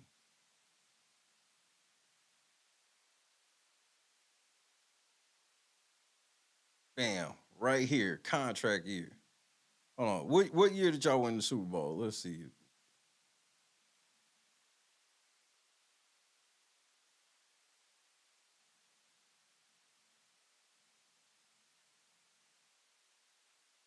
So it was 2012.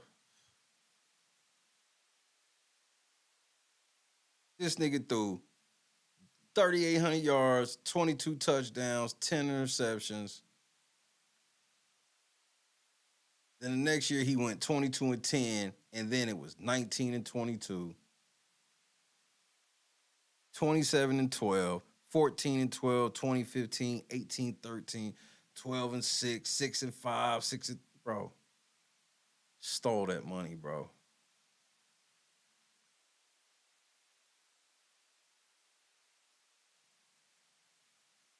Well, the Super Bowl's in 2013. They marked it as the 2012 season.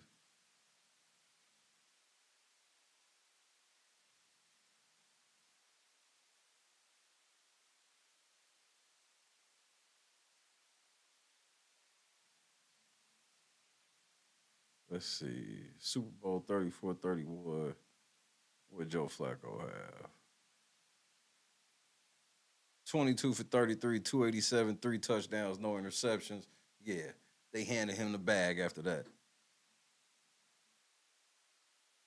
Anquan Bolden, 6 for 104, a touchdown. Colin Kaepernick did throw a pick. Michael James lost a fumble. Yeah, y'all was flying around. Ed Reed, of course, had an interception. Ray Lewis had 7 tackles. Yeah, y'all was out. Y'all was getting it. Yeah, Ray Rice before he socked that bitch.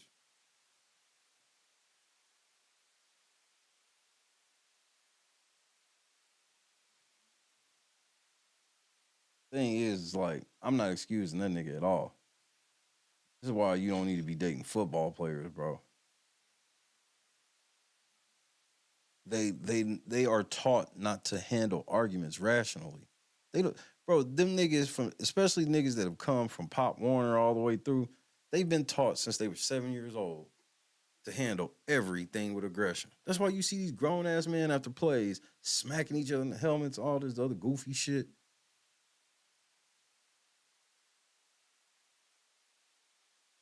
So yeah, sometimes them niggas be flipping out. It don't surprise me at all.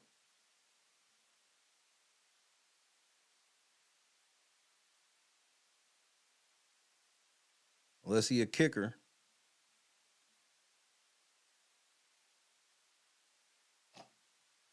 Real shit.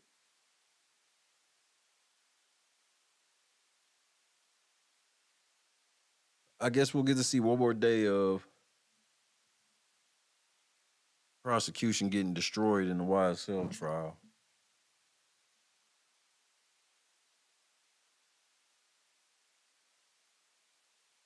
That should be fun.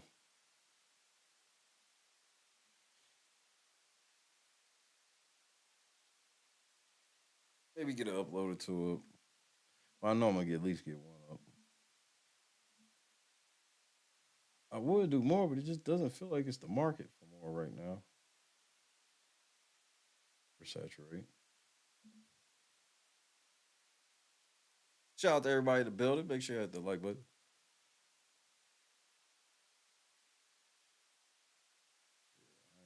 We'll see if we got to become a real pro. I'm a real rookie right now. Real rookie. This shit is, it's tough right now. It's tough. This too shall pass. Wanted to be doing all the other shit. I'm still mad about that other shit. I ain't gonna lie. Not a day goes past until something pops off that makes me stop thinking about that. That's all, bro. It'll be on my head.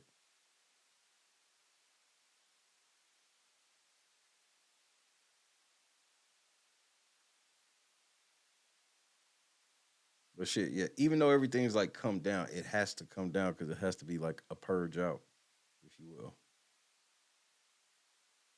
So I'm pulling myself out of the Big Brother algorithm and trying to push myself and everything else.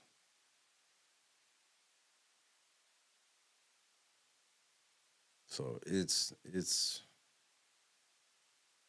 wears on you a little bit, but gotta keep pushing.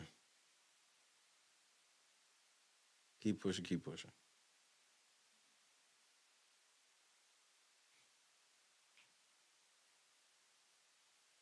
That's why hitting the like button is important. And if you got $1, sending $1 is important. So we get everything back on track as normal. I mean, I mean it's normal, but you know what I mean as far as flow. I'll take a little bit.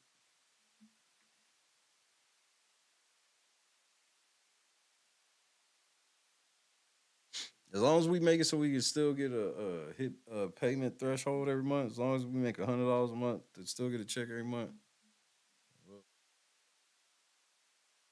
figure it out. It can only go up.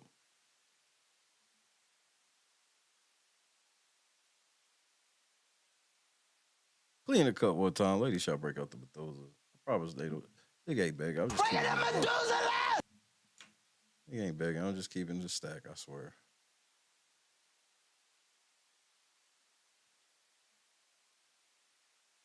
I mean, I tell you if it was all going to plan.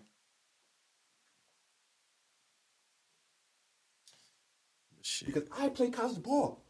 I am a Division I basketball player. You're not talking basketball with me.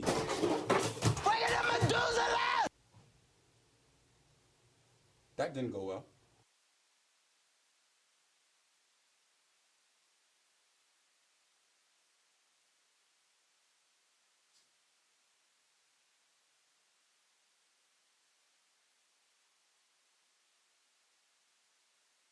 I hope that everyone has underestimated my potential for just massive destruction. Cut with the 23 piece. What's happening, my guy? Squad in the building. I mean, pretty much at this point, I guess, Janice.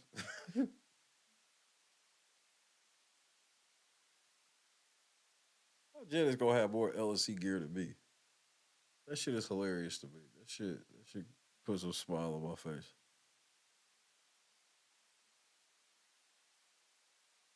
Everybody boxes are coming. I gotta wait till I get paid again before I send boxes. That's just what it is. I didn't expect what happened.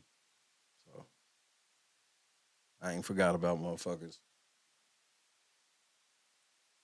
Gotta be able to pay for postage.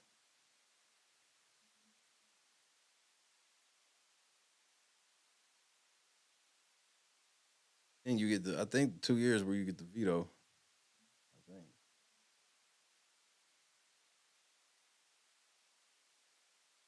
think. I'll have to lower it to that.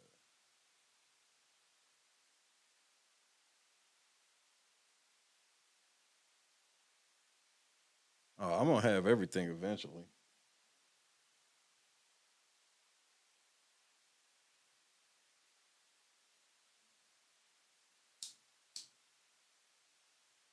Eventually, I shall. First things first, I gotta get me a new hat made. It's only like $25 because I have the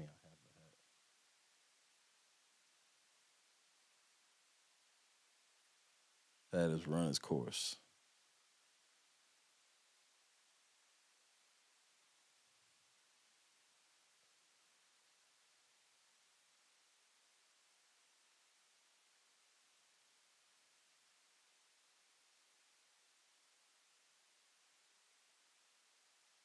Shout out to Tata. Tata in the cut one time. Lady shall break out the Methuselahs.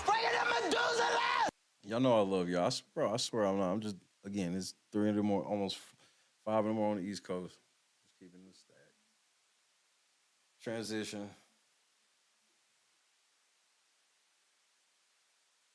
But shit, y'all helping me have such a head start that I am lucky to have. So I'm talking about just like being here, hitting like buttons, pulling up on videos and ish like that. Been a major deal. Like I said, once stuff start picking up more, I'm talking about I'm gonna be doing like 5, 6, 7 a day. I just want to try to ease in. So next week I may try to do like 2 a day.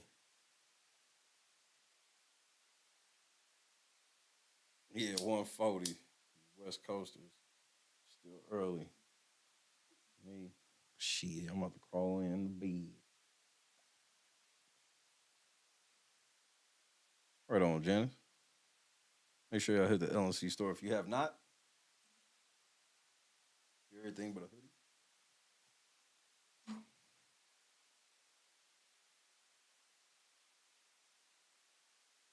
I'll release the hoodies once I get me something from the store. I've bought multiple things from the store, but sent them all.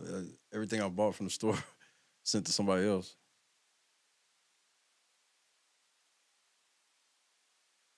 I'm gonna get me a package here soon. Hopefully my bonus is on this next check, and then it's on the crack for sure. But either way, you know what you can do? You can say goodnight to your boy.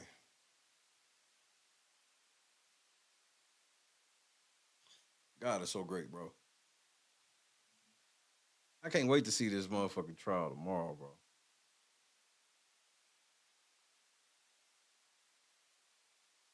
Bob needs long hoodies. I don't think long hoodies is an option. I have to email them. They always be like, if you think of something, email them. Because they do have the long tees, but like long hoodies, I don't remember seeing that.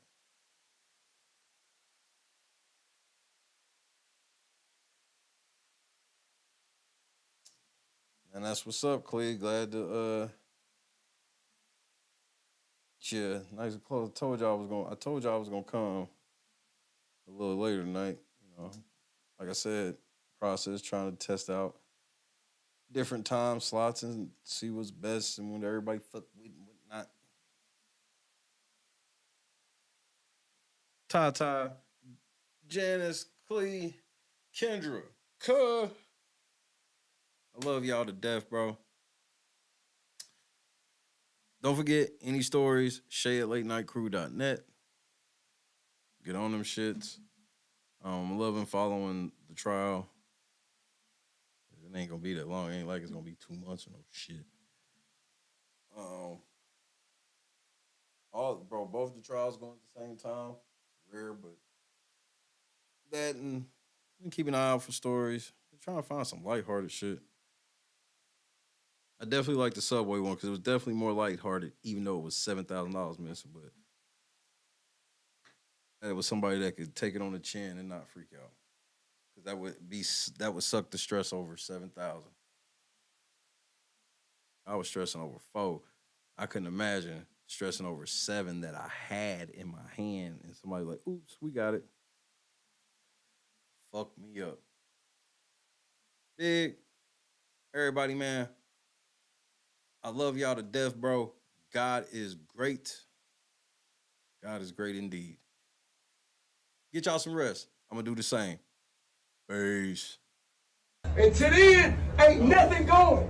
Ain't nobody getting nothing going. Nothing.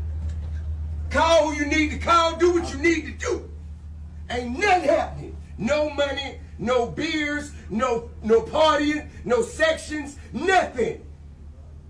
You put me and mine on a mother flyer, give me everything. And if you can't, don't play with me.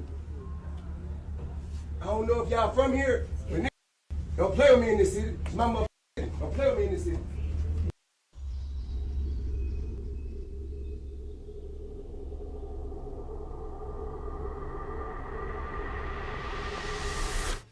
Yo, what's going on, boys? How are you? Yo, dab me up. Hey, all right, damn. What part of the city are you from? Yo, what's up? there, brother. Hey, Yeah. What's up? Yeah. You guys ready for this? Take this. Oh, all right, sick. Why don't you guys come inside? Don't ski. These are the guys. I'm Octavius Gray. And I'm Steve. Steve LeBlanc. It's okay, I have baby in here, right? God is great, bro.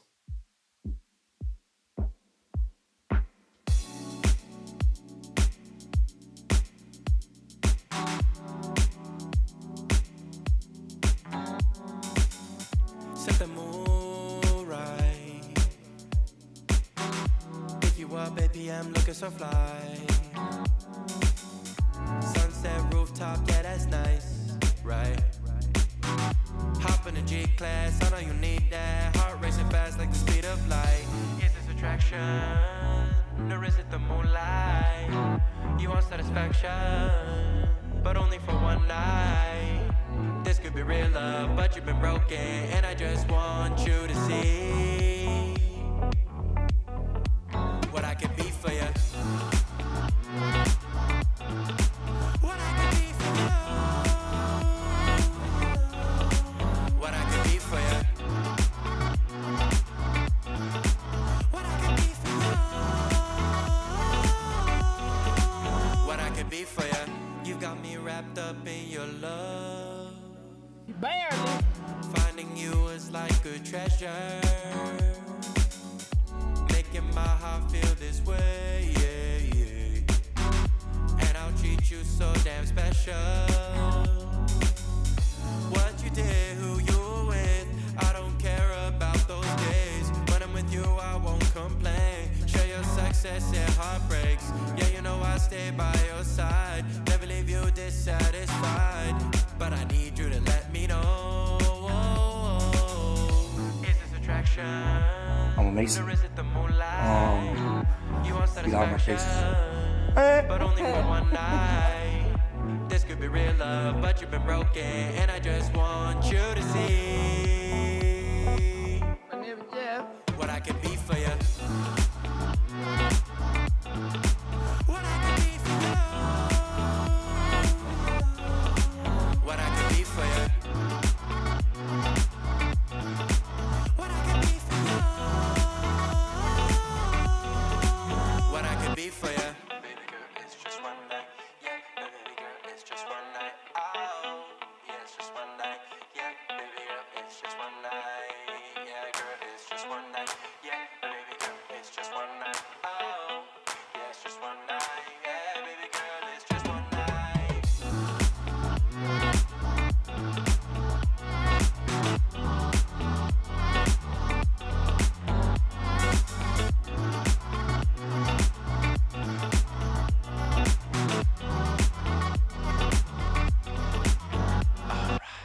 Crushed it.